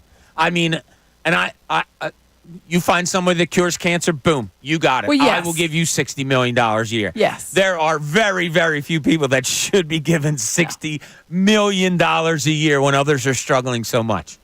I agree That's with all. that, the I don't sentiment. know. But I if know, he right? came here and you paid him $60 million and he won you a title, I think most people would be like, worth it. Yeah, yeah, you'd be cool with it. Chuck in Philly, you're on 97.5 The Fanatic. What's going on, Chuck? Hey, not much. I hate to do it to everybody, but there were some good names. But I'm sorry to drop the mic. It's got to be Dr. J, Julius Erving. That, Irving. Chuck, is one that I had before the show started. That's a great one. That is an absolute. I waited. great one. I was fair You time. thought everybody could get their fair I had turn. to do it. See that? You're a fair player, Chuck. That's what we like. What do you think about this Sixers team now, Chuck? What would you do if you're Daryl Morey, whether it's specific player or in general? What would you do to fill out this roster? I would not pick up a guy who's been a proven loser in the playoffs. That's my 2 cents on that. That would have been my first move to have been not to make the move to get Paul George. What would you have done instead? I don't have a guy right now. He was kind of best of the worst and kind of king of the turd pile. I mean, he was a little low. Who we were after. But what has he done for? What has he done for the Pacers, for the Clippers? that's all I got. I wouldn't have him on my team because we've gone through this time and time again, and we don't have a guy who's clutch to dish the ball out in the perimeter right now. And when Reddick left, that was our last guy. Reddick, you had Reddick as your clutch player? Yeah, that would have been my clutch player to get if he was still playing, but we're past that. All right, Chuck, I'll put you on hold so we can get your information for Julius Erving, in which we give you a huge thumbs up. To call Paul... The best of the turd pile. That was strong. I get that it's not a great free agent market, but I mean... I don't think I've ever heard that before, but that's... Wow. I mean, look, it's hard to win championships. To win NBA championships. To look at a guy that hasn't won an NBA championship and say he's a loser in the playoffs. And also, like, he goes back to the Pacers. You have to look who else on that Pacers team. He was very good for the Pacers. I think he did a lot of good things for Indiana. I looked up the other day his playoff numbers because, I wanted to see. He's played in 100 and plus playoff games, I believe. He actually has very good clutch shooting numbers, by the way. Oh, is that right? Yeah. Huh. Amy is the... analytic person of the group. Well, just stuff like that's curious to me. He takes it a lot, which I think is... Which I mentioned yesterday. Yeah. I love that. I'll take that over. I mean, the percentages are decent, but I'll take a guy that's going to at least take it, as opposed to some of the folks that have been here in a Sixers uniform, like Ben Simmons, that are just like, nope, the moment is too big. And even more recently, maybe the guy that just signed with the Pistons. He takes zero. He didn't take shots at the beginning of the game or the end of the game. Oh, wait, this game's important? I'm good. No thanks. I'm going to have 0 points in Tobias Harris. The thing, somebody mentioned this, Ray, I don't think it was on your show last night. Maybe it was on the Best Show Ever yesterday. Talking about, like, all right, you guys talk about him taking the shot at the end, but all that does is take the ball out of Tyrese Maxey and Joel Embiid's hands. I don't think so. Like, if you watch Paul George at the end of a shot clock, at the end of a quarter, half game, yes, he'll go one-on-one with this guy and dribble. Paul George is a good enough player to know that, okay, if the attention's coming to me as I rise up, boom, that's when I throw that pass to Joel Embiid or a cutting Tyrese Maxey or somebody to get an even easier bucket. The fact that he is a real threat to shoot the ball, score the ball with little time left on a clock makes the other guys even more of a threat because you have two others that can and have proven to be clutch at the end of quarters. More options, the better. Absolutely. Because there was a time here you had no idea who was going to take the last shot. I understand, like, in theory, now you have too many, but that is a good problem to have because then you've got A option, B option, C option. Do you know what I mean? Like when you're coming down, all right, so now they've doubled up Joel Embiid, no surprise there. Let's go to our other two options. Right. That is a good problem to have. Yeah. Yeah, no, For me. I totally agree with you. Mario in West Philly has a name or two. Mario, you're on 97.5 The Fanatic. What's up, Mario? It's Nigel. Oh, Nigel. Sorry, Nigel. They were off just a little bit. Nigel, how you doing today? I'm all right. I think to say Paul George is not a winner is crazy. People forget in 2013 he took the Indiana Pacers team to the Eastern Conference Finals, and they were a game away from making the finals against the Heat. So, I mean, to say he's not a winner is crazy, but... Yeah, you know what, Nigel? I agree with you. I don't... look, if you have a championship under your belt, like everybody will label you a winner, okay, that's fine. You can be a winner without having that championship under your belt. And I think most NBA players pretty much are winners for the fact that they got to the NBA. Yeah, and it's tough to win a championship. So, I did have a couple names though. We can only allow you he's got one. a name for the Sixers. It looks like Sixers. first. Oh, I'm sorry. Yeah. I got first you. one's a Sixers I wanted to know what you thought about Lamar Stevens, a Penn State guy, local guy. Where's he from? Lamar Stevens. Went to Haverford. Oh, is that Haverford right? That's school. right. Yeah. What do you think of Lamar Stevens? I think he's a good young player. I think he is coming off an injury, but I think he has a good upside. He's athletic where he can, play multiple positions. I think this team needs to go kind of in that route, like where you have guys that can play multiple positions, because that's what Paul George can kind of, he can play the shooting guard, he can play small forward, maybe even power forward. So I think they should go get players more so that fit that bill. So okay, he's not going to be expensive either. No. Last year with the Celtics, a 1-year contract for $2 million. He was with Memphis too last year. Yeah, so contract-wise, $2 million. Yeah, that's an affordable guy. The local guy. Yeah. And for my name for the two first names, I had Lavoy Allen. Lavoy Allen, former 76er, former Temple Owl. Nigel, hold the line for a minute so we can get your information from you. Lavoy Allen was with the Sixers when I was covering them, and we were having a conversation. I was like, "Hey, I've never seen you roll up in your, in your car. Like, what do you drive?" And he goes, "I don't have a car." I said, "Seriously?" He goes, "I don't have my license." No, he doesn't drive. He's a city guy. But he got it. He got his license, and I said, "What kind of car are you going to get when you get your license?" He wanted to get one of those mini. Oh, the smart cars? Yeah. I was like, "Dude, you're 6'9". He goes, "Yeah, I know. I think that'd be funny." It would be kind of funny, though. It would be funny just to see him roll up in that, like a clown car, unfolds his legs and gets out of it. Yeah. He was the kind of guy that nothing bothered him. No. Talk about flatline. Exactly. Great line for it. Great. And he may have had a head coach that was very much emotional. Yes. And maybe it drove him crazy. You know how, you have those two different things? Like, you might be a coach going, "Come on, Billy, you can do it." Billy looks, she goes, "Yeah, I got it. You're good. All right, I'll do it." And, the coach like, "Ah!" I need fire out of you. Yeah. Lavoy just didn't have that. And the emotion, I'm not putting him down at all. That's the way he was. And what a great kid. I really liked him. Dump has good stories about Lavoy Allen. Oh, yeah. As does Doug Collins. I'm sure Doug Collins does. And stories is what we tell. We want to listen to yours. 610-632-0975. Lots of names out there. Oh, my God, I just saw another great one. This is a lot of fun. I didn't anticipate this was going to be as much fun as it's been as we're talking two first names. But also, 76ers, we have problems to resolve. And I haven't really looked at my phone, but I don't think we've gotten any notifications on anything that the Sixers have done. So it's up to you. You're Daryl Morey. We got to get it done for him because he is sitting back and listening today. So we have to give him suggestions on what to do. 610-632-0975. This is Middays. Bob Cooney, 97.5, The Fanatic.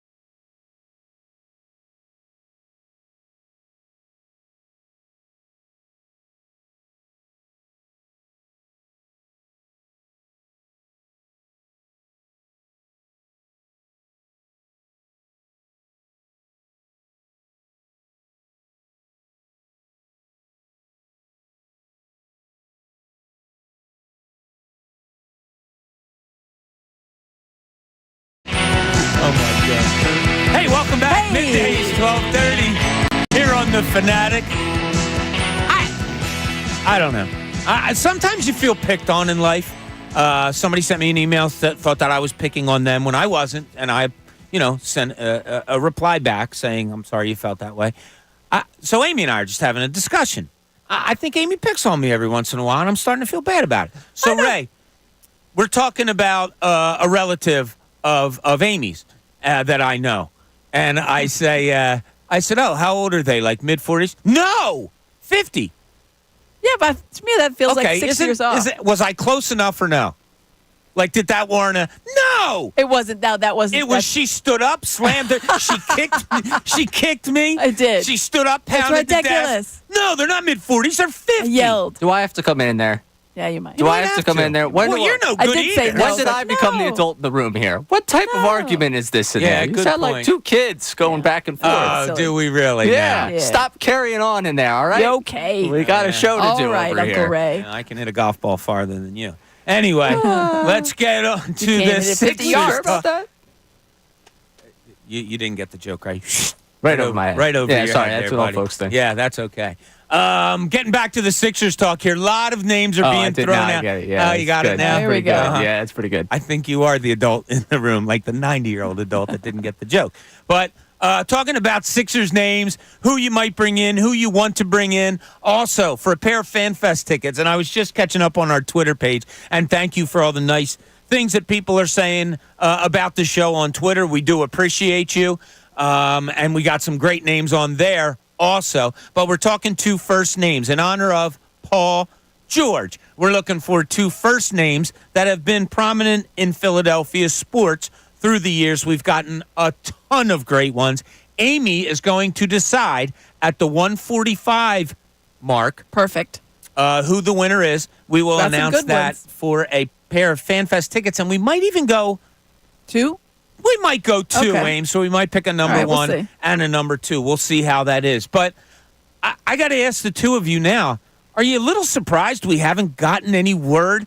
Like every time something comes up on my phone, every alert, Yeah. And it'll say the name, but you won't see the team. So say Sixers, say Sixers. Somebody say Sixers. Are you surprised we haven't gotten anything yet? Yeah, a little bit. You asked me that yesterday, and I looked up, and it was like 1:30. I thought this time tomorrow we'll be talking about whether it's another guard, another forward. There would have been an addition. It makes you wonder, how much are the players that we're talking about? And people have brought up some really good names. Yeah. The free agents that are still out there, or if it's going to be a trade, are those names fielding so many calls that it's just about whittling it down for them, and they're trying to see where the Sixers stand, and so now it's down to a list of three, or is it the Sixers are being more judicious about it and only calling the people they're really interested in? You know what I mean? Like, I know. Yeah, I'm not sure which it is, because I feel like there hasn't been a lot of moves. Period. No. And aside from the Mitchell, which is just an extension. Yeah, Donovan Mitchell got the Nothing 3-year, else has happened today. $150 million There's contract. a lot of good free agents out there. A lot of good. There were some major signings yesterday. Valuable, yeah. The Celtics, right? Did you say it on air or they were? Oh, you said it off air, I believe. They were sold for $360 million in 2002. You did say it on air. Yep. And Jason Tatum just signed a contract for $351. 15. Unbelievable. It's crazy. Yeah. I'm not worried though with this little lull here. I'm anxious. I don't know if I I'm don't think worried. I've gotten to that point yet. No, really?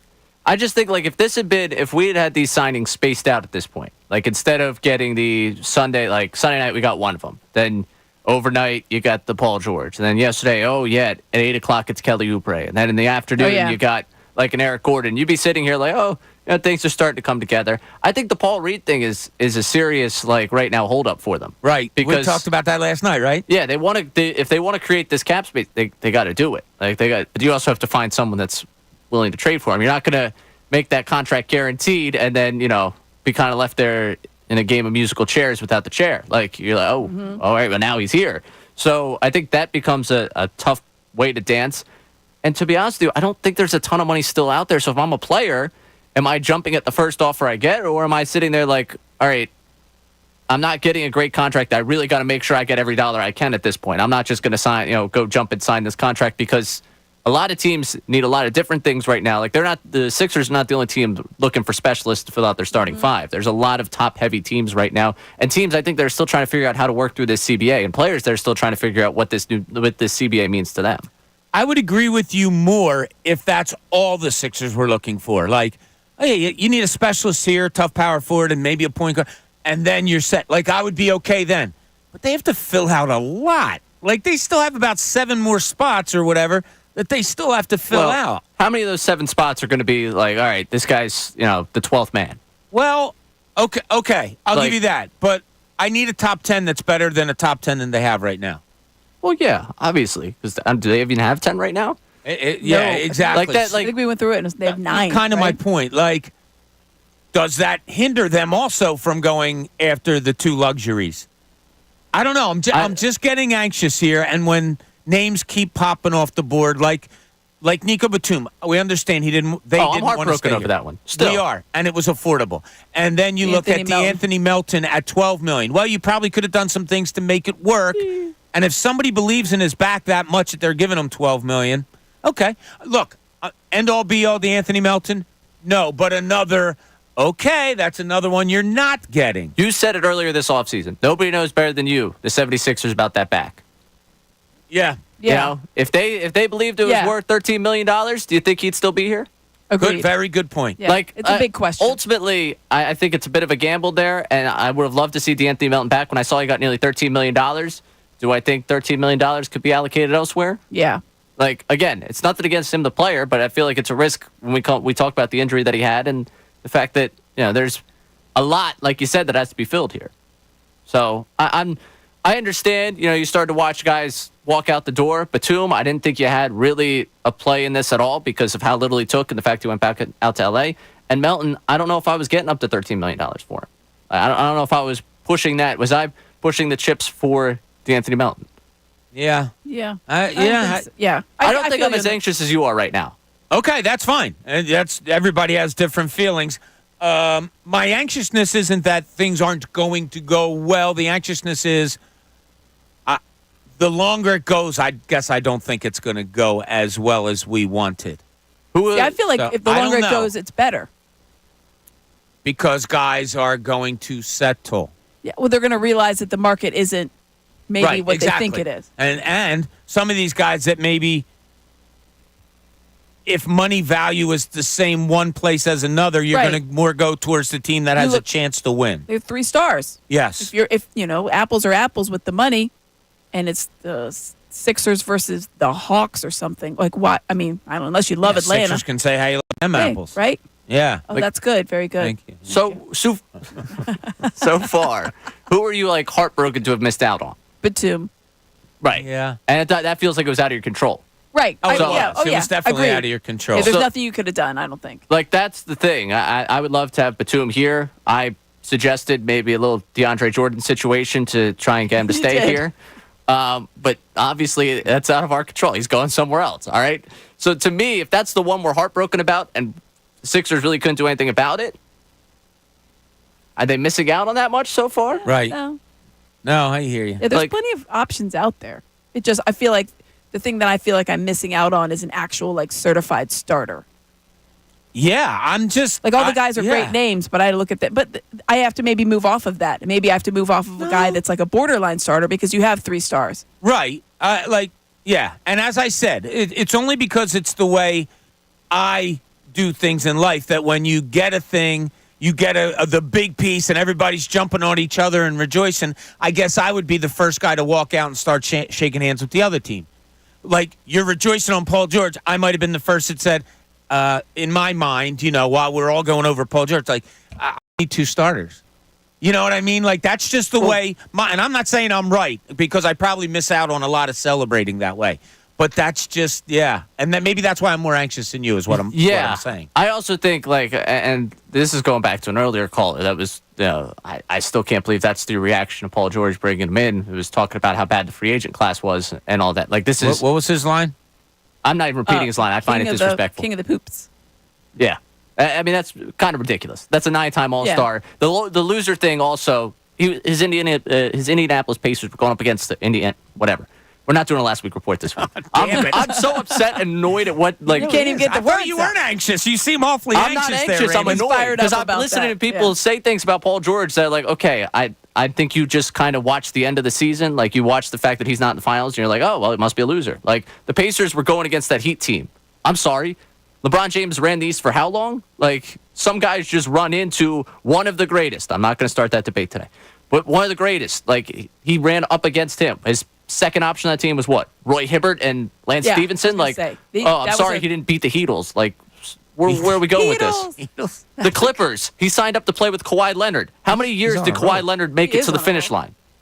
Like, Kawhi Leonard, great player, great in theory. Paul George did things absolutely that when they didn't win, sure, we can come back to, I know that video of him hitting the side of the backboard with a 3 in the bubble, makes it onto my timeline at least once every few weeks. But so he played with Kawhi Leonard, who didn't finish most of his seasons with him. I'm sorry, that's all of a sudden his fault.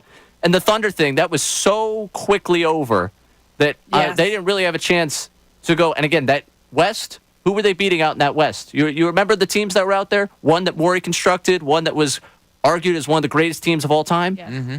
Ultimately, we're looking at a guy that has had opportunities, but has he ever been the top dog? Has he ever been the one where it's like, yeah, that team was definitely going to get over the top? Right. No. So all good he's a points loser by now you. because of that? I can't get behind it. And 9-time All-Star being like, oh, yeah, we picked him up off the top of the bad heap of players. Give me a break with that. Like, the guy is an elite third option for a team at 34 years old. Yeah, I agree. Well, I'm sorry. Some of these Don't things are be just sorry. being said unchecked. I'm going back after some of these people. Tell. Yeah. I'm a little Well, there's really annoyed only with- one person. Now you're a Well, lot two. annoyed. The one that called him loser, and then the one that said that he was the top of the turd pile. There were two of the. It was back-to-back calls earlier in that's this what I- hour that got me a little Yeah. fired up. Yeah, I'd say a lot fired up. Wow. Little, take that away. All right, let's get to the phone lines. I think we might have a typo here because I can't tell if it's Jared or Gerard on the cell. You're on 97.5 The Fanatic. Hello, hello. Hey. Hello. Can you guys hear me? Yes. What's the name again? What's your name? Jared, like the jewelry store. Perfect. Jared. Okay, Yeah, we went gotcha. to Jared. Got it. Yes, that's me. Thanks, Bob, Amy, Ray, for taking my call today. Absolutely. Thanks for making it. I can't even say long time listener, medium time listener, or I say quality listener. Love it. I'm an educator, so, in the morning and then after I get off work. Perfect. So, Thank you so much for listening. of course. Thank you for being on to listen too. So I want to say first, my pick for Daryl Morey, I think Cameron Johnson, I heard earlier, was a great name. I thought shooting, bigger body. I think Amy said he was 6'8". So I think that just fits with what I personally think the Sixers should be doing philosophy-wise, as well as getting back Buddy Hield. I know we have some contract things that will have to be worked out for that. And I like what the other caller said to Lamar Stevens. I actually had the pleasure of going to Hamilton Friends School where he was ninth grade, and then I also went to Penn State, so I got to see him play there. And then, of course, he went to Roman and Haddonfield and all that. So I think that was a really great name as well. So those would be my three names for people I think should be looked at or to be picked up. I think they bring a good skill set. But I did have a question. I think a lot of the times when I watch the Sixers, I'm always saying, well, why don't we play too big? Like, why isn't JoJo and D-Ball Paul playing at the same time? I think D-Ball Paul, brings that tenacity on the defensive end where he's looking to block shots, get rebounds, and, of course, score every now and again. But I think that would also take a little bit of the load off of Joel Embiid when it comes to on the defensive prowess end. Yeah, I'll have an answer. I'll have what I think might be the answer to that, Jared, when we get done. But give me your name real quick, the two first names, because I think you have a really good one. Michael Vick. Michael Vick is that's an awesome one. Jared, do me a favor. Hold the line for a second so we can get your information from you. Here's the reason why I don't think B-Ball Paul and Joel Embiid were on the floor a lot at the same time. I have talked to people about B-Ball Paul, and, he is what he is as far as energy and all that stuff. I want to try to say this in a nice way, that sometimes he doesn't go where he's supposed to go. Remembering plays might not be his best skill. you don't want somebody running into Joel Embiid out there when they're absolutely not at the spot where they're supposed to be. So I think that's why they quickly tried going with B-Ball Paul with Joel Embiid last year, but nothing really came of it. I think B-Ball Paul just needs to be out there on a do what you do. Yeah, you're a rebounding block guy. This is what you do. And we'll let you know when you're in, and we'll let you know when we're pulling you out. And so I think that might be part of the deal. I want to ask you something when we get back about Cam Johnson, because it's a name that's been brought up an awful lot of times. And then we want to hear from you. 610-632-0975. We have to solve this puzzle that is the 76ers for Daryl Morey. He needs our help. We're going to give it to him. 610-632-0975. This is Middays. Bob Cooney, 97.5 The Fanatic. Joel.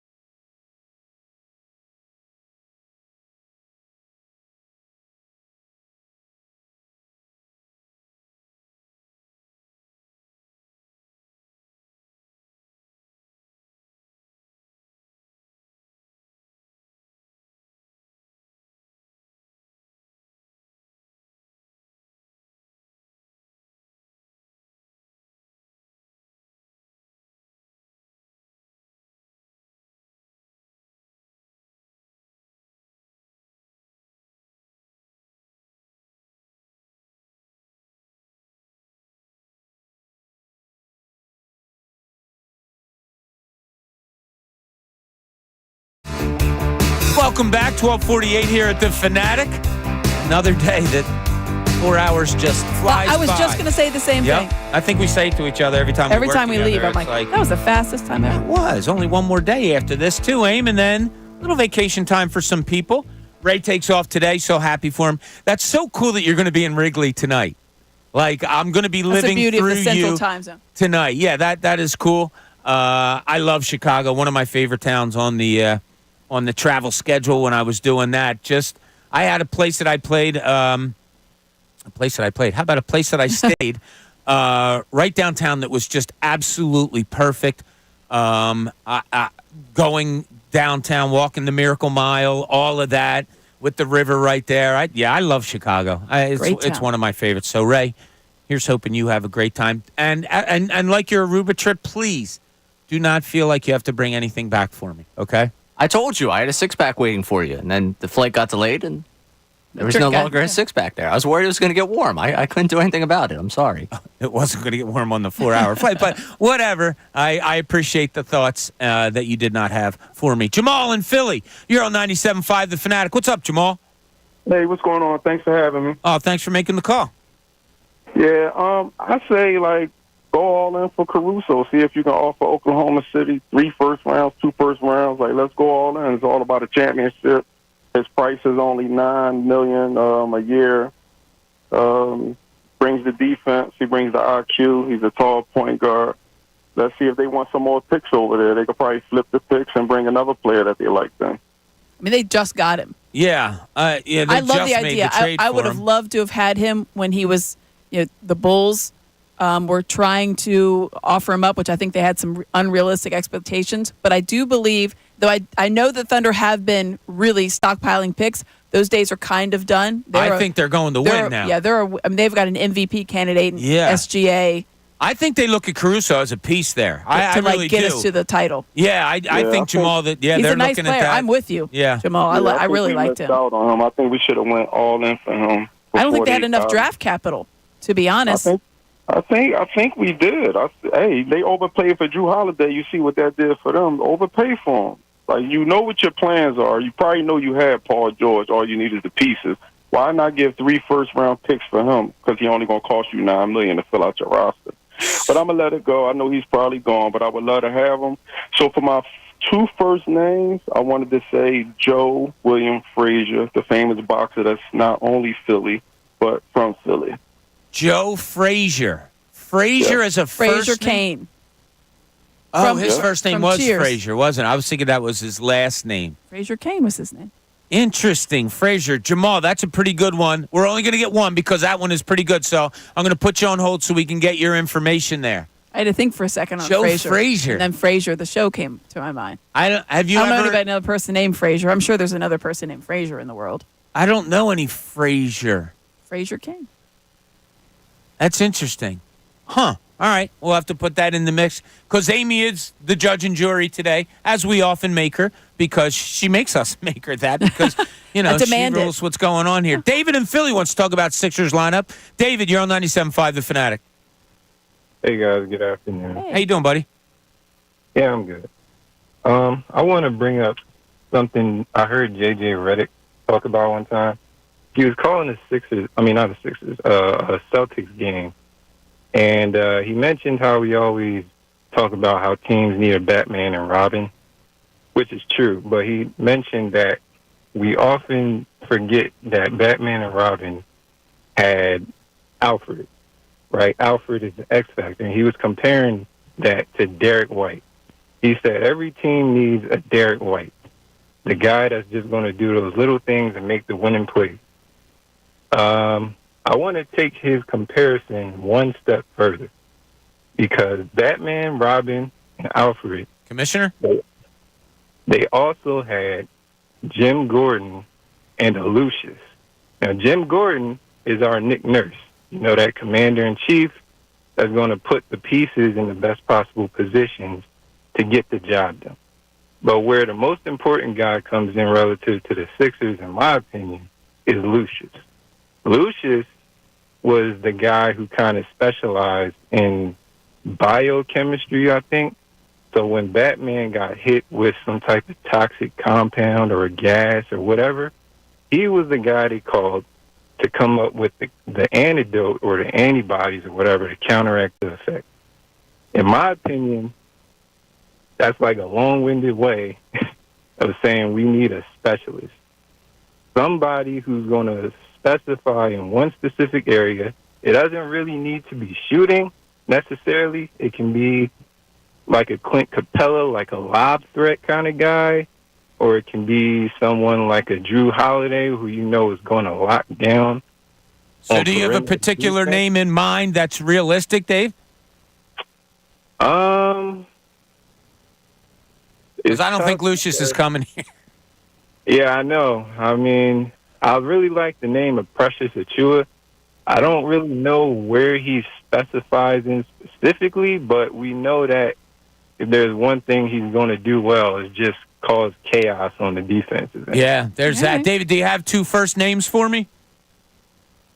First names as in what? Like Paul George. Yeah, we were doing a contest of You don't two have to. first names in Philly history for a pair of FanFest tickets. That's all right. I don't think that's okay, David. We appreciate the call.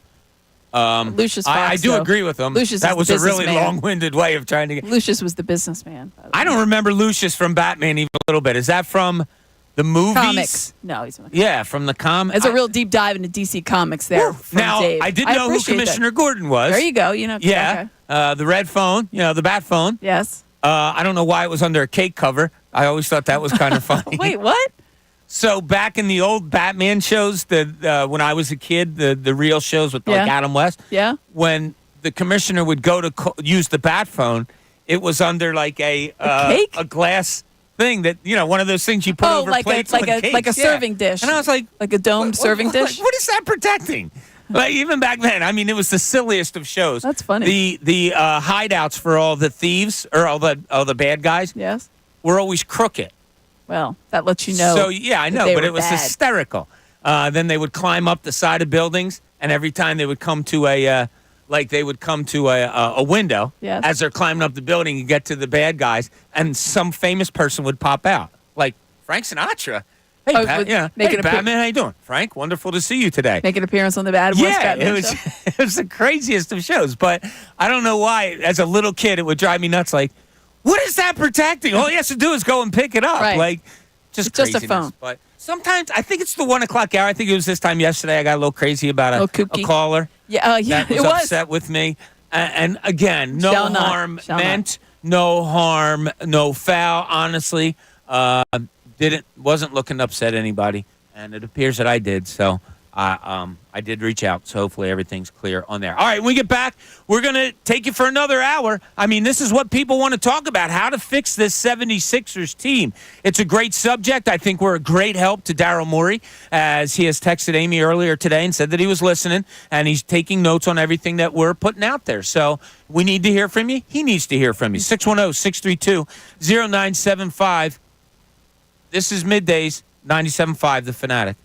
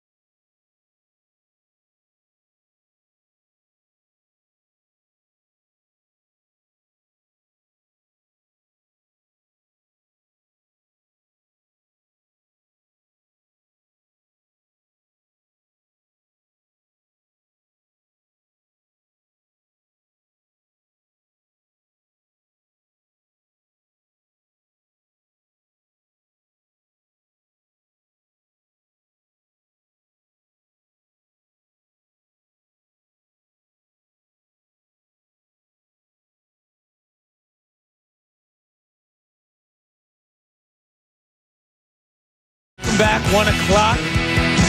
So glad you're with us today as we're talking all things Sixers. Ray has an unbelievable thought on what the Sixers should do that we didn't know about. That's not me. Just came Stop out. We'll it. talk about Stop that a little bit later on, but I don't know. You think you know a guy. Stop it. And you don't, but somebody that we all know and love is on the Comcast Business Hotline, and it is the one, the only, the legend, Jimmy Lynam. Jimmy, how you doing today, buddy? All right, buddy. How you doing, Amy? How are you? Hiya, Coach. So a lot of stuff going on and a lot of stuff that hasn't gone on so far, Jim. So let's go into what has happened so far. And the Paul George signing and the other signings, the Kelly Oubre, the Andre Drummond. Just sum up your thoughts on all of that has happened so far. Well, in a nutshell, A+ for me. You were looking to add a premier free agent. Paul George was the best out there, and you landed him. So how can you do better than that from my perspective? Now, if you want to, my phrase, nitpick and, start talking about how old, but the fact of the matter is, if you look at Paul George's numbers from this past season with the Clippers, arguably the best offensive year of his career. So you're bringing in, a big-time, high-level, all-star caliber player to add to a tandem that I think matches up with anybody in the NBA. But the bottom line, I think the talent on this team now, it speaks for itself. Jim, and looking at this team, obviously you and I spend a lot of time together watching these games and seeing what they need. And we watch the Knicks series, and then we obviously watch the Knicks against the Celtics, and we watch the Celtics go on. Where do you think this positions the Sixers right now in that conversation of the East? Obviously, it's not all done. They still need a couple of pieces. They got to fill out the roster. I think they're probably missing another starter. But looking at it as it's probably going to come to be, do you think this is a team that can compete with the Celtics as they're constructed? I do, Amy, but in the past that I've felt they were in position to compete on numerous occasions. I don't think it comes down. I know everybody gets enamored with the talent. Add this piece, add that, which certainly is a big deal. It's the initial step, part of the equation if you're going to win a championship, no question. But I think the Sixers have done a great job in that area over the years. To me, and I use the phrase June, the start of the playoffs. I heard somebody say the other day, game 83. Two things have to happen. Number one, you need the Joel Embiid, who's the MVP of the league. The Joel Embiid, before he got hurt last year, when the Sixer record was as good as the Celtic record. That's who you need starting game 83. That's number one. And then number two, you have to play at an extremely high level from that point going forward. And I'll just give you one example. I think the Dallas Mavericks this year played incredible through their first rounds of the playoff until they got to the finals. Now, if you want to give Boston a lot of credit, go ahead and knock yourself out. Maybe Boston deserves a lot of credit. I would not subscribe to that, but my point, Dallas played horribly in the Boston series. And as a result, they got smacked. So the point is two things. Healthy Joel Embiid and be ready to play your game starting game 83 right through the end if you want to win a championship. Jim, I'm curious to ask you about fit when it comes to building a team, because we've heard it an awful lot, and star players, they don't fit with that, or they do fit better. As a coach, are you a guy that, looks for that fit before you have them together, or is it more of, just give me who you're getting, and I'll make it fit? No, I think the former. I think you're not going to go out and make an acquisition or a move and say, well, we're going to make this work. No, you want somebody that you feel is compatible with the way you play with your group. But then, having said that, once you get this group, these guys, your job as a coaching staff, you have to make it work, make it fit. But again, I think with two guys starting out with a Maxey and Embiid, you're going to be able to fit a lot of pieces into that puzzle because of the immense talent of those two guys. And you see Paul George as being a good fit there, right, Jim? Oh, without question. Okay. Yeah, and I think I already said that his numbers this past season with the Clippers, they were as good as any year he's had in the NBA. And don't ignore the fact when you look at he averaged, let's say, 23 points, shot better than 40% from three-point land. Don't ignore the fact this guy guards at the other end of the court. The phrase they like to use, a two-way player. That's a big deal. You've also been a GM in this league. First, your initial thoughts on some of the contracts that are being handed out when you see Jason Tatum making over $60 million on a $315 million deal, and a guy like Isaiah Hartenstein going out there and getting $29 million a year. I mean, would you even want to be a part of a front office and deal with the salary cap issue right now, Coach? Well, you're dead on, Amy, that the numbers are staggering. But I think you have to keep in mind, these teams, they don't just reach into a closet and see how much they can pull out before making an offer. This is all a result of a very, very successful long-term plan by the people that run this league, meaning Adam Silver and his crew and the ownership group, the quote called the Board of Governors. The Board of Governors are guys that own teams in this league. And the TV money and the revenue streams that they've been able to create over a long period of time, going all the way back to David Stern. David Stern started this whole thing by sending this. I remember being in meetings, and he would use the term global. And I would frown. Global, what's he? I mean, I know what global means, but what's that got to do with NBA basketball? And the bottom line is, this product is viewed around the world now by literally billions of people. And as a result, the revenue streams are incredible, and the players are the beneficiaries. We're talking to our friend Jim Lynam on the Comcast Business Hotline. And, Jim, I brought up fit to you before. Now, as this team is constructed right now, what kind of fit would you look for as far as filling out what I would love Kelly Oubre coming off the bench, so I would be looking for two more starters. But what kind of fit would you be looking for with what you have right now? Bob, I could throw names out there, but that's up to Daryl Morey and Nick Nurse, Elton Brand. They're way, way ahead of me. They do this every day, and of us too. Yeah, but just in general, are you looking for a ball handling point guard, maybe a power forward? And I'm not looking for names, just in general fit. Who would you look at? What would you look for? No, Bob. I'm going to say it this way. You'll know the name. There was a coach by the name of Dick Mott, a very successful NBA coach. And he used to kind of chuckle, when we'd be together for coaches' meetings and stuff. And he used to say that 90% of the conversation, this is among us, among the coaches, GMs, 90% of the conversation in the NBA centers around players 10, 11, and 12 on rosters. And he was right. That's not what it's about. You're going to tell me you're worried about who they're going to add now when you just got Paul George to go with Maxey and Embiid? Please. I mean, for me, if you can't figure it out from here, I got news for you. Go get into the rugby area. Our producer Ray Dunn's waving his 24-year-old hand. He said he'll be a fifth starter on this there team. You go. There you go. Thank you. Thank you. Come on. Yeah. I'm not saying. I don't mean to be dismissive, but I just don't want to just throw names out. That's not my position. I don't know. For instance, DeAnthony Melton is not coming back. Eric Gordon was signed. Now I say, you have an opinion on that? Come on, that remains to be seen. You're talking about two good NBA players. Melton seemingly had a serious injury concern at the end of last year.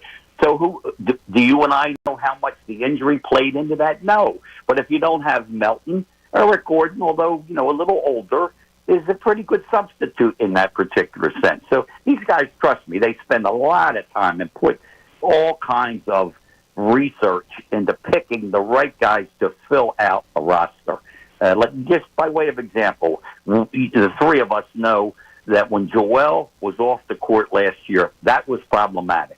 Now, you say, all right, that's during the regular season. No, Joel's going to be off the court in the playoffs, off the court less I mean, let's say he can play, he's healthy, and he can play, I'm just making it up, 38 of the 48 minutes.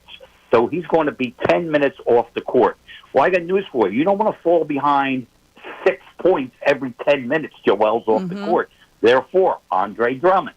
All right, that to me would appear to be a really, really good backup. But it still comes down, Bob. We have to see the way this is going to work out. You can throw all the names around that you like. That's not what it's about. It's about how you go out and perform. Your phrase, stuff fit, how these players fit all with one another. Obviously, Boston, they grabbed Porzingis. They grabbed Drew Holiday. Those two guys fit like hand in a glove.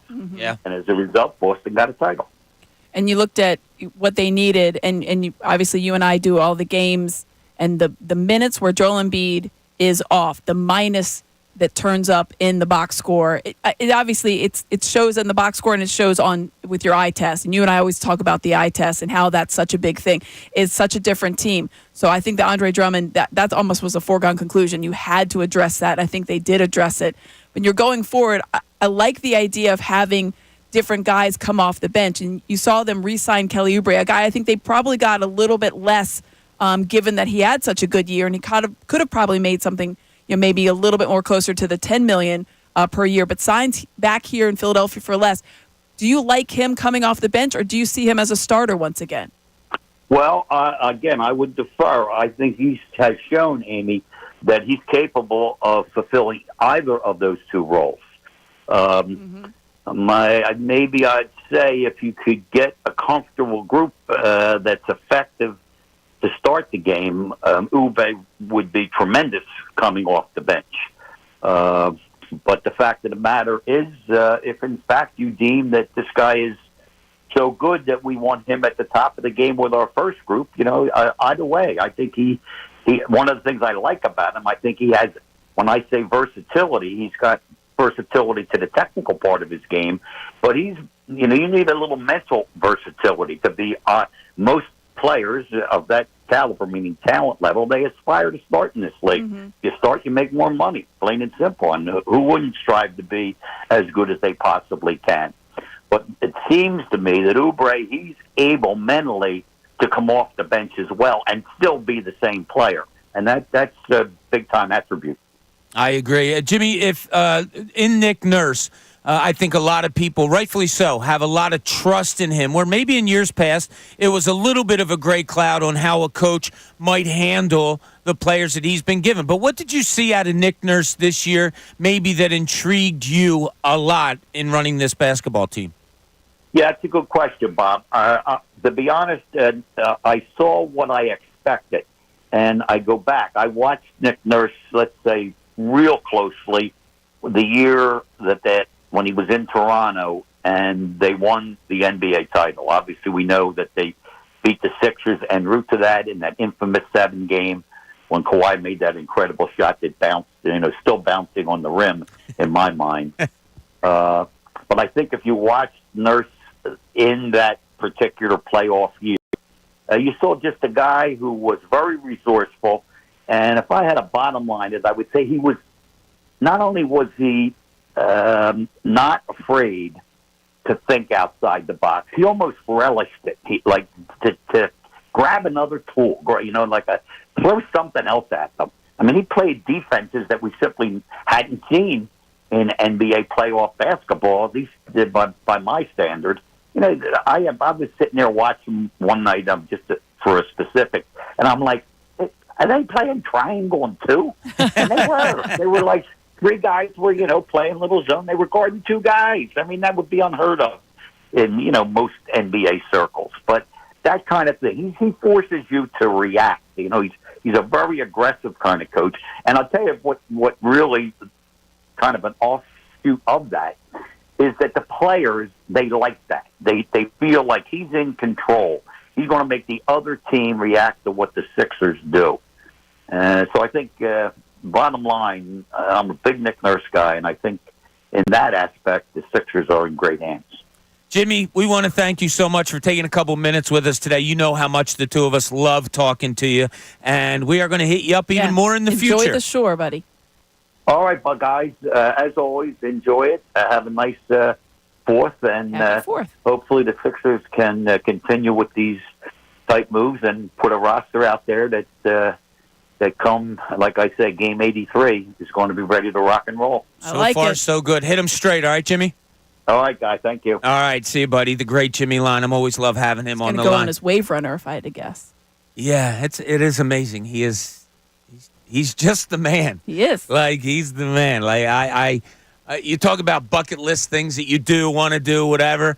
Playing around the golf with Jimmy Lynam in the middle of it, I was like, all right, this is Good. cool. Like, this is something. I'm going to save this scorecard in my bag for the rest of my life. So, you think you know people, Aim, right? And like, things go on at places, and you and I know each other more than just professionally because we've known each other for 20 years, and we've done a lot of stuff away from professionalism, all of that stuff together. Ray, the young lad that he is at 24, I felt. I don't know. I don't know. I don't know him what's happening right pretty now. well. I knew as Now- soon as you started this, I looked over to see if I could make. So he puts out a tweet. Oh no, this is not. This is first of all. There's people who think that I am texting Daryl Morey because you said that. By the way, I am not texting Daryl Morey. No. I know. You know what? Ray says that to me all the time. He's like, sometimes I don't know whether you're serious or not, and People are like, I'm tell trying to him this. I'm like, I'm not actually texting. Yeah. So I find this a little This is not. I would say stunning. Ray, please. I would I'll let say, you have your moment. This is my moment. Yeah. If you can find it on your phone, you let me know. Okay. Did you get the do not disturb off of yours? Oh, right away. Jerk? Right after I made that jerk. So he puts out a tweet, which Dylan McKinnon has taken a picture of, that if you don't want Ben Simmons here, don't talk to me. That's from Ray Dunn. That's not from me. It's attached to your picture. It's attached to your Twitter account. Yeah. I see Dylan over here shaking his head vehemently. You yes, see how excited he is about this? The He's tweet not was up excited. for He's 30 just shaking his seconds. head He had it yes. screenshotted. You want it? This is the easiest thing in the world. I have notifications now on a separate account for my own account because of the number of times the hooligans back there have logged it. Ooh, he left his Twitter open. Let me fire away a tweet. So now I was able to see this within 30 seconds, take it down. Yeah. He still got a screenshot of it. Because What he does that did it. tell you about him? He was waiting. He knew what was going to happen. He needed the screenshot so he could cause more problems. The birds, I threw away his little birds, and all of a sudden he's starting to get upset and has to find other ways to torment me. But you threw the birds away? I threw them away from where they were sitting. Oh, I just okay. tossed them in the air. So you think Ben Simmons would be a good fit here? Well, 2019 Ben Simmons, not the Ben Simmons I know now. Well, why 8 minutes ago were you commenting on That's it? not me. Oh, so you're Bob. claiming. Tell me what the claim is. I'm getting texts from Ricky Batalico. Yeah, no, I'm hand up on I this don't know one. what's going on I around messed here. that one up. Yeah, you did. You accused Ricky. So, Ricky, I forgot it was a Phillies day, so I just assumed he's sitting out there at the computer I typically use. And if there was someone that could be talked into some shenanigans, Ricky would be one person that could be talked into it. So I'm sure if they saw that my account was open, he could have been the one that fired it off. He was not here, thus So I it will wasn't say, Ricky. I apologize. So blame has to go somewhere. Yeah, it's Dylan. I mean, if Dylan didn't send the tweet, Dylan was at least the driving force behind the tweet. Driving force. So if he didn't do it, he made somebody else do it, is what you're saying. I'm saying if they found that account was open, Dylan had a hand in that tweet being fired off. What if he didn't? I could get. No. There is without that's a not the reasonable doubt in question. my mind. What? Okay, but I what know if the it- answer. What if Yeah. he didn't? Okay, Tyrone, Silvana, Brian Petrelli. There's like he doesn't care. Oh, you don't care. They're all lumped into, again, common denominator. Everybody That's fine. hates Raymond. I've brought everyone together. Everyone hates Raymond. If that's what my lot in this life is, making everyone at this station hate me so they can all have a good time, fine. I hope you all enjoy your day. All right, so for everybody out there, if you are reacting to it, that was not Ray's tweet. No, no one's reacted to it. It was hacked. There's like I know who did it. You do. I You know do. who- oh. I know who did it. I think I'm going to make judgment here. I'm pretty sure it's a bad violation by that person. The way it was done, it's not right. I hear a lot of giggling outside. There's a lot of giggling going on out there. I might have to call a meeting. Wow. As the elder statesman of the group, I may have to do the stop carrying on thing that Ray has made famous. Yeah, I mean, there's been a lot of carrying on. A lot of carrying on. Now, this has been. I love to see smiles. Which is what we're getting here. I mean, these guys are hysterical out there. But yeah, sometimes maybe maybe sometimes you go, and I've wait done a second. this too. No. Someone came into this studio while I wasn't in here. Oh, I did not. I've not seen any of that. We didn't see. Not you guys. No. Oh, it wasn't her. We've gotten a report. Wasn't her. So, a source. We have a source. Amy and I have a source. Would that be fair, Amy? I mean, I have no idea what's happening. Am I going to find this out before I go to the airport? Yes. Well, you better hurry the hell up then. But, all right, when we get back, we have a lot of you on the line. We still have the names that Amy is going to pick, first and second place, to give away a pair of tickets to FanFest. But if you're on the line, stay there. We'll get your Sixers thoughts. We'll get your name before we make that decision. This is Middays, Bob Cooney, 97.5, The Fanatic.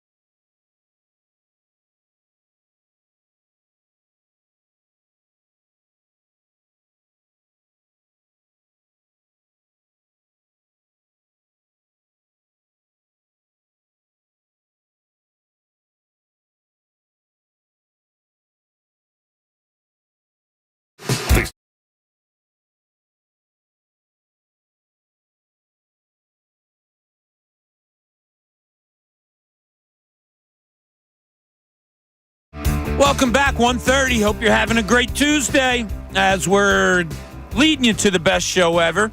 Tyrone, Ricky, and Silvana will be here. Silvana, we just determined, is on probation. Yeah, sorry. Yes.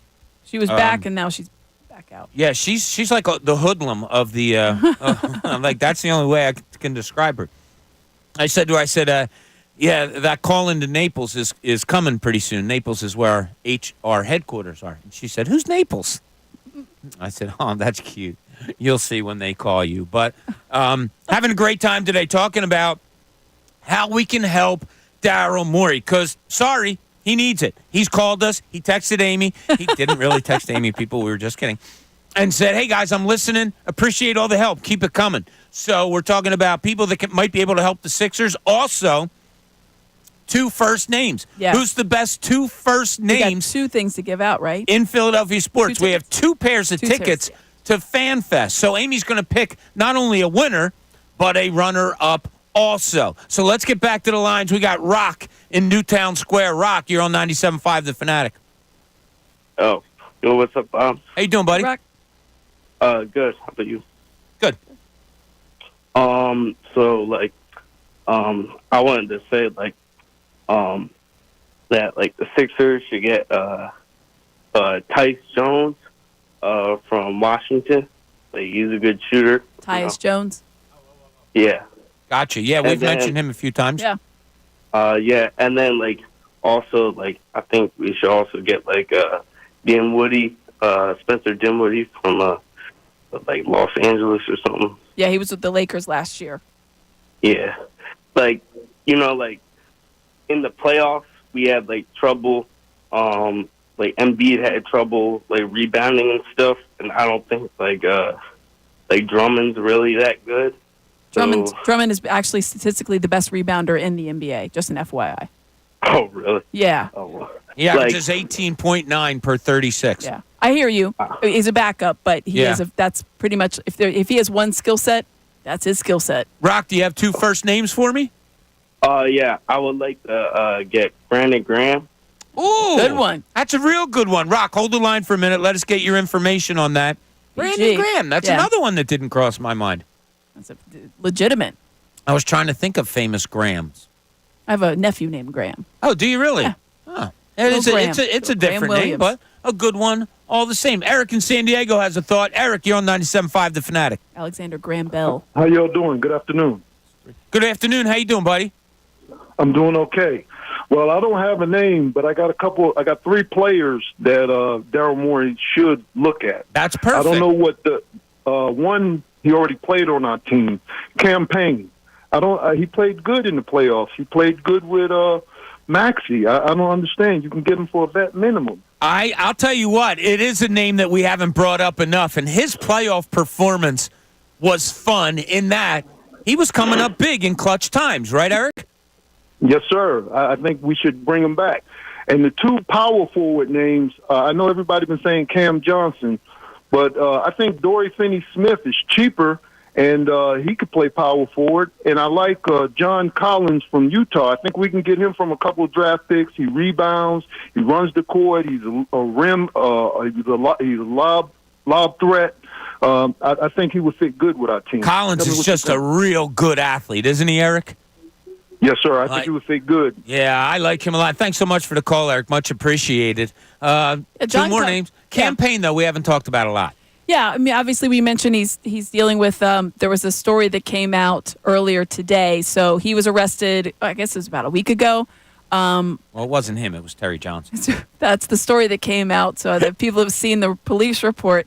And he didn't want to give his name initially. And I think that was one of the things he got cited for besides, I think there was like a disturbing the peace and whatever else. And one of them was providing either false identification or not providing it. And the name he gave was Terry Johnson, which if he signs back here with Philadelphia, there'll be a Terry Johnson Sixers jersey in a heartbeat. Oh, I could see the players coming out to practice one day with his Terry number Johnson, and the name Johnson face. on the back. Yeah. So, yeah, obviously he has some legal issues. I don't think they're super serious. I haven't looked that deep into them. Like I said, the reports have just now started to really kind of trickle out as far as what it was. Yeah. You'd have to look into that before you do any kind of, signing of him again, just to know what it entails. What was the Sure. citations? Severity What of was it, exactly all of that? Yeah. Alan in Villanova, you're on 97.5 The Fanatic. What's up, Alan? Hey, great show. I'll Thank you, keep buddy. it quick because I know you got a lot of people. As far as I don't have any other names because I don't really know who's available and who's not. But as far as Paul George goes, I wasn't thrilled with the idea of it. But like everybody else, I thought he was the best option out there, and I am getting more excited about it. As far as anybody being worth $60 million, I think D. Lynam is worth $60 million, in my opinion, because I think he's a great host. No, you all are. Yeah, everybody's great. All right, I'll take your $60 million, Al. Thank you very much. There you go. And as far as names, I didn't realize when I was called in, I didn't realize it was only Philly, so I had a lot of time to think. How about an old player here before, like right in the period when we were terrible before we got good, Ricky Jordan? Not bad at all. All Jordan as a first name, not bad. What do you think? Hold or no? Okay. Well, thanks for the call, Alan. Really appreciate it. Ricky Jordan. I Ricky like the Jordan, name, number though. 23, played first base for the Phillies. He was 23. He was 23. I guess if your last name's Jordan, If your you got to last go. name's Jordan, it's almost a given, right? You got to be 23 back in the day. Greg from Orland, you're on 97.5 The Fanatic. What's up, Greg? Hey, how's it going? I Good. don't have any names. That's for you. all right. I That's wanna okay, get your yeah. Opinion before I give you the Philly name, the Philly athlete name. Why would we not take Dalton Knecht, who's obviously older, more experienced, can shoot, can play the wing, instead of this? I mean, he might be good, but he's 18 years old. He played 1 year in college, and we took him. I watched the draft, and they kept showing this guy was an All-American, All-SEC, and I'm thinking, why aren't we taking him? Yeah, nothing against Jared McCain at all. He's 20, and we're by going to the see way. how it plays He's 20 out. years of age. Yeah, but Just so you know. 20? Okay. Yeah, as I just said, so you know. as I said the day after, Greg, my son and I were texting each other. Oh man, it looks like Kinect's going to fall to the Sixers. That's who we were talking about. Also, yeah, I think I'm nothing against Jared McCain. I'm anxious to see, but I think Dalton Knecht would have made me a little more excited. Really? Yeah. Not for me. Oh no. No. Okay. Is it the idea? Yeah. Is it the idea the kid from Duke is a pure point guard, and therefore you have Maxey who can be the shooting guard, and you have the point guard? Is that the idea? Well, No. it's funny, and thanks for the call, Greg. He's not even a true point guard. No. Like, he's not really a true point guard. He's more of a shooting guard, right? And Jared McCain is more of a shooting guard. He's not like that, Got great 3-point. deal, assist, really good three-point shooter. Maybe that is part of Daryl Morey's thinking. Like, I'm going to throw these two out there and see how it works. Maybe. I don't know. We'll see. I mean, I would imagine that's a conversation he's had with his head coach. Oh, God, they probably had it even before we ever heard of Jared McCain's name. I hope they're What are that you far looking ahead for? of us. What are you Yeah. looking for? Yeah, exactly. I don't dislike Dalton Knecht. I watched a lot of Dalton Knecht. Yeah. A lot of it. Yeah. No, that's all you're going to leave? I thought you were going to.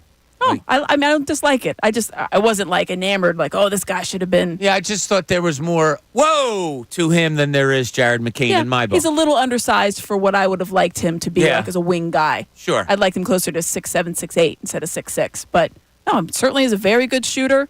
A tremendous upside as far as like a finisher. Like, he likes to be at the end of games. He's a guy that you can count on towards the end of the game. Yeah. I always appreciated. Yeah. Well, we'll see how it plays out. It's never such know. a crapshoot. And it all You depends just on where don't they know. go and everything. But I do have a correction for you from a friend of mine, Andy Slawecki.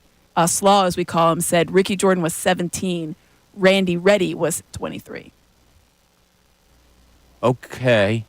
Ricky Jordan, 17. Who did I have? Why did I think he was number 23 at one point? Okay, we'll take the word for it. Justin in New York, you're on 97.5 The Fanatic. What's up, Justin? Hey guys, how you doing? Hey, Justin. I want to start off by saying, like, I'm so happy so far with what Morey's done. Like, I haven't been this excited, to go to the Wells Fargo Center in a long time. And yeah, that caller earlier said Paul George is a proven loser. I couldn't. It was the most ridiculous thing I heard all day. Like, this guy, and my guy Ray pointed it out, pretty much said everything I would say, like the LeBron stuff.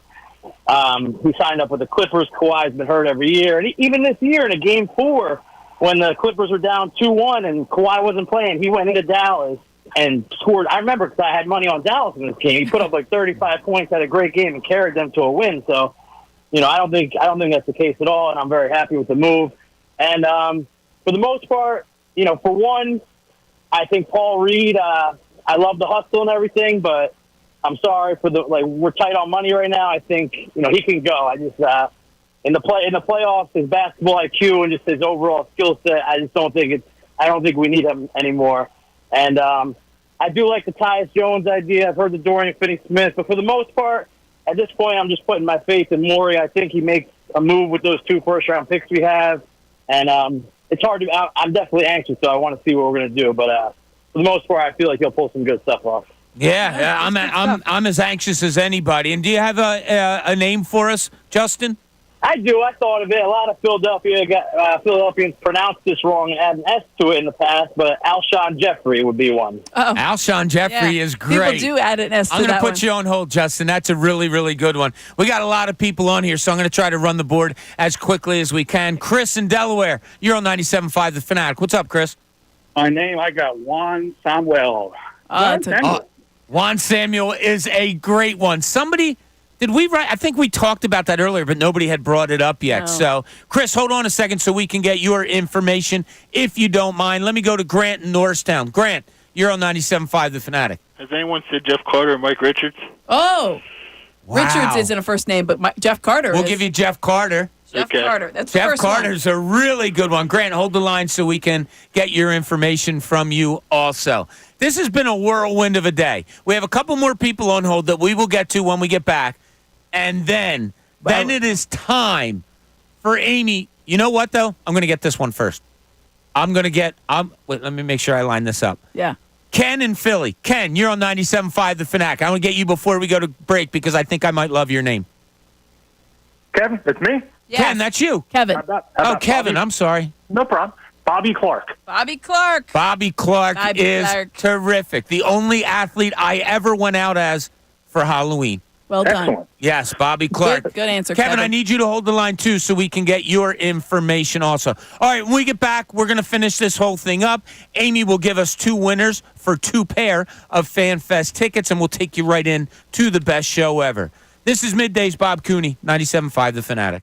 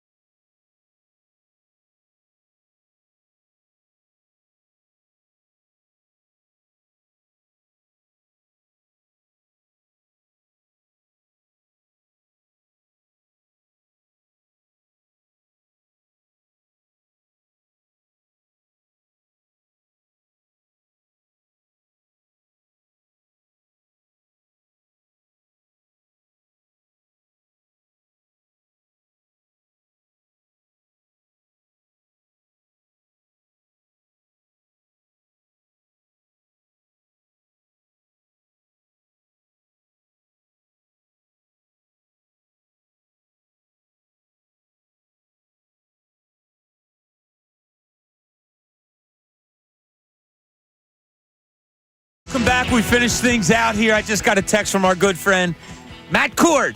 Oh, Matt Cord. Hi, Matty. Great PA announcer, as you know, for the Philadelphia 76ers. And also, he does some radio thing. But Matt Cord just reminded me of my father. Because when I was a kid watching games, my dad was a very quiet man, very, there wasn't, I told you, I think, I was in the Daily News offices one time. I was 22 years old, and he got mad at me for saying a curse. And I was like 22 years old. But anyway, we're watching a game, and for like the 25th time in that game, holding number 64, Ed George. Matt Cord just sent me holding number 64, Ed George. My dad literally one time said, "What the bleep?" in front of me when Ed George got called for his 1,000th holding penalty. Anyway, that's a two-name Ed George, which is what Matt Cord was given. Let's get these last two people before Amy makes her decision. Wayne on the cell. You're on 97.5 The Fanatic. What's up, Wayne? Hey, I got a name for the Sixers. I think they need a power forward, and I would target that Grant Williams, who can't be happy in Charlotte. Okay. Yeah, definitely not. All We right, remember him from his Boston days. Whoever is happy in Charlotte playing basketball. Probably not a lot of people. Steph Curry was. And then I have the name for you would be, and you probably don't even remember him, Roman Gabriel. Sure I do. Just passed away. Number 5. Yeah. Oh, yeah, I remember him. And then John Shira would come in every once in a while and replace him. Roman Gabriel, Amy doesn't remember. Thanks for the call. Amy doesn't even know who he was, so I don't think she's going to rule on that one. I like the name, though. Tony. It sounds familiar. Here's a good one. This is a great one. Tony on the cell. You're on 97.5 The Fanatic. Hi, guys. I don't think anyone has mentioned the Philadelphia Union yet, so I'm going with Andre Blake. Great one. Phenomenal goalie. Tony, thanks so much for the call. Listen, thank you, everybody, for chiming in today. That was fun. I thought we were just going to put this out there and, have a few, calls about it. Amy's got a list, longer than her legs about all these names that we have. So, Amy. Mine's not on here. I don't Did you know who I was thinking of? Oh, Ray just said his. Yeah, but mine came up when we talked about Michael Jordan from Penn. Do you know who I was thinking of? The best Jerome Allen. Yeah. That just popped into my head. That's a good one, too. Yeah. Give me a minute. Because I need to come up with two, right? All right, I have another one. Fran Dunphy. There's some people named Dunphy, isn't there? Their first name? No. I thought so. I thought somebody famous was named Dylan McKinnon. What are you talking about? I don't know. I'm just trying to waste time here. I can tell. Yeah. I can tell. I feel like there's some other ones that have been out there that we saw that weren't named, that were good ones. But I like the deep dive ones that people, you didn't realize that they were. Like the Daryl Morey one was pretty good just because Daryl Morey was you and I were really like, good. Morey, and they're like, yeah, Morey Povich. And I was like, yeah, that was. Morey, but yes. I think that person called in the 12 o'clock hour. I loved the 12 o'clock So hour. did I, and it was brought to you by Service First Heating and Air Conditioning. You can get 0% financing for 72 months and a $500 rebate when you purchase a complete heating and cooling system from Service First. Learn more at servicefirsthvac.com. And Amy, we're going through all these names, and you really have a real tough. Like the Mike Vick one was like a deep divey type of vibe, Mike Vick was too. really good. We got one really late, Bobby Clark, which we wrote down earlier in the day, wondering if anybody was going to say that. Juan Samuel was a late one, too. Juan Samuel, perfect. Now. Okay. We got, no, you got time. I know. Okay, it's good. okay. I want you to think about this because you know what hour you're thinking about this in, Amy? The 1 o'clock hour. The 1 o'clock hour, and that's brought to you by Ferguson HVAC, Lyon Conklin. I just saw Dylan's face. Attention HVAC contractors for equipment, parts, and supplies for every heating and cooling job. Visit one of Ferguson's counter locations in Bensalem, King of Prussia, Pennsauken, or Westchester. Dylan's getting a little first-hand taste of this crazy midday show that we call fun here on The Fanatic.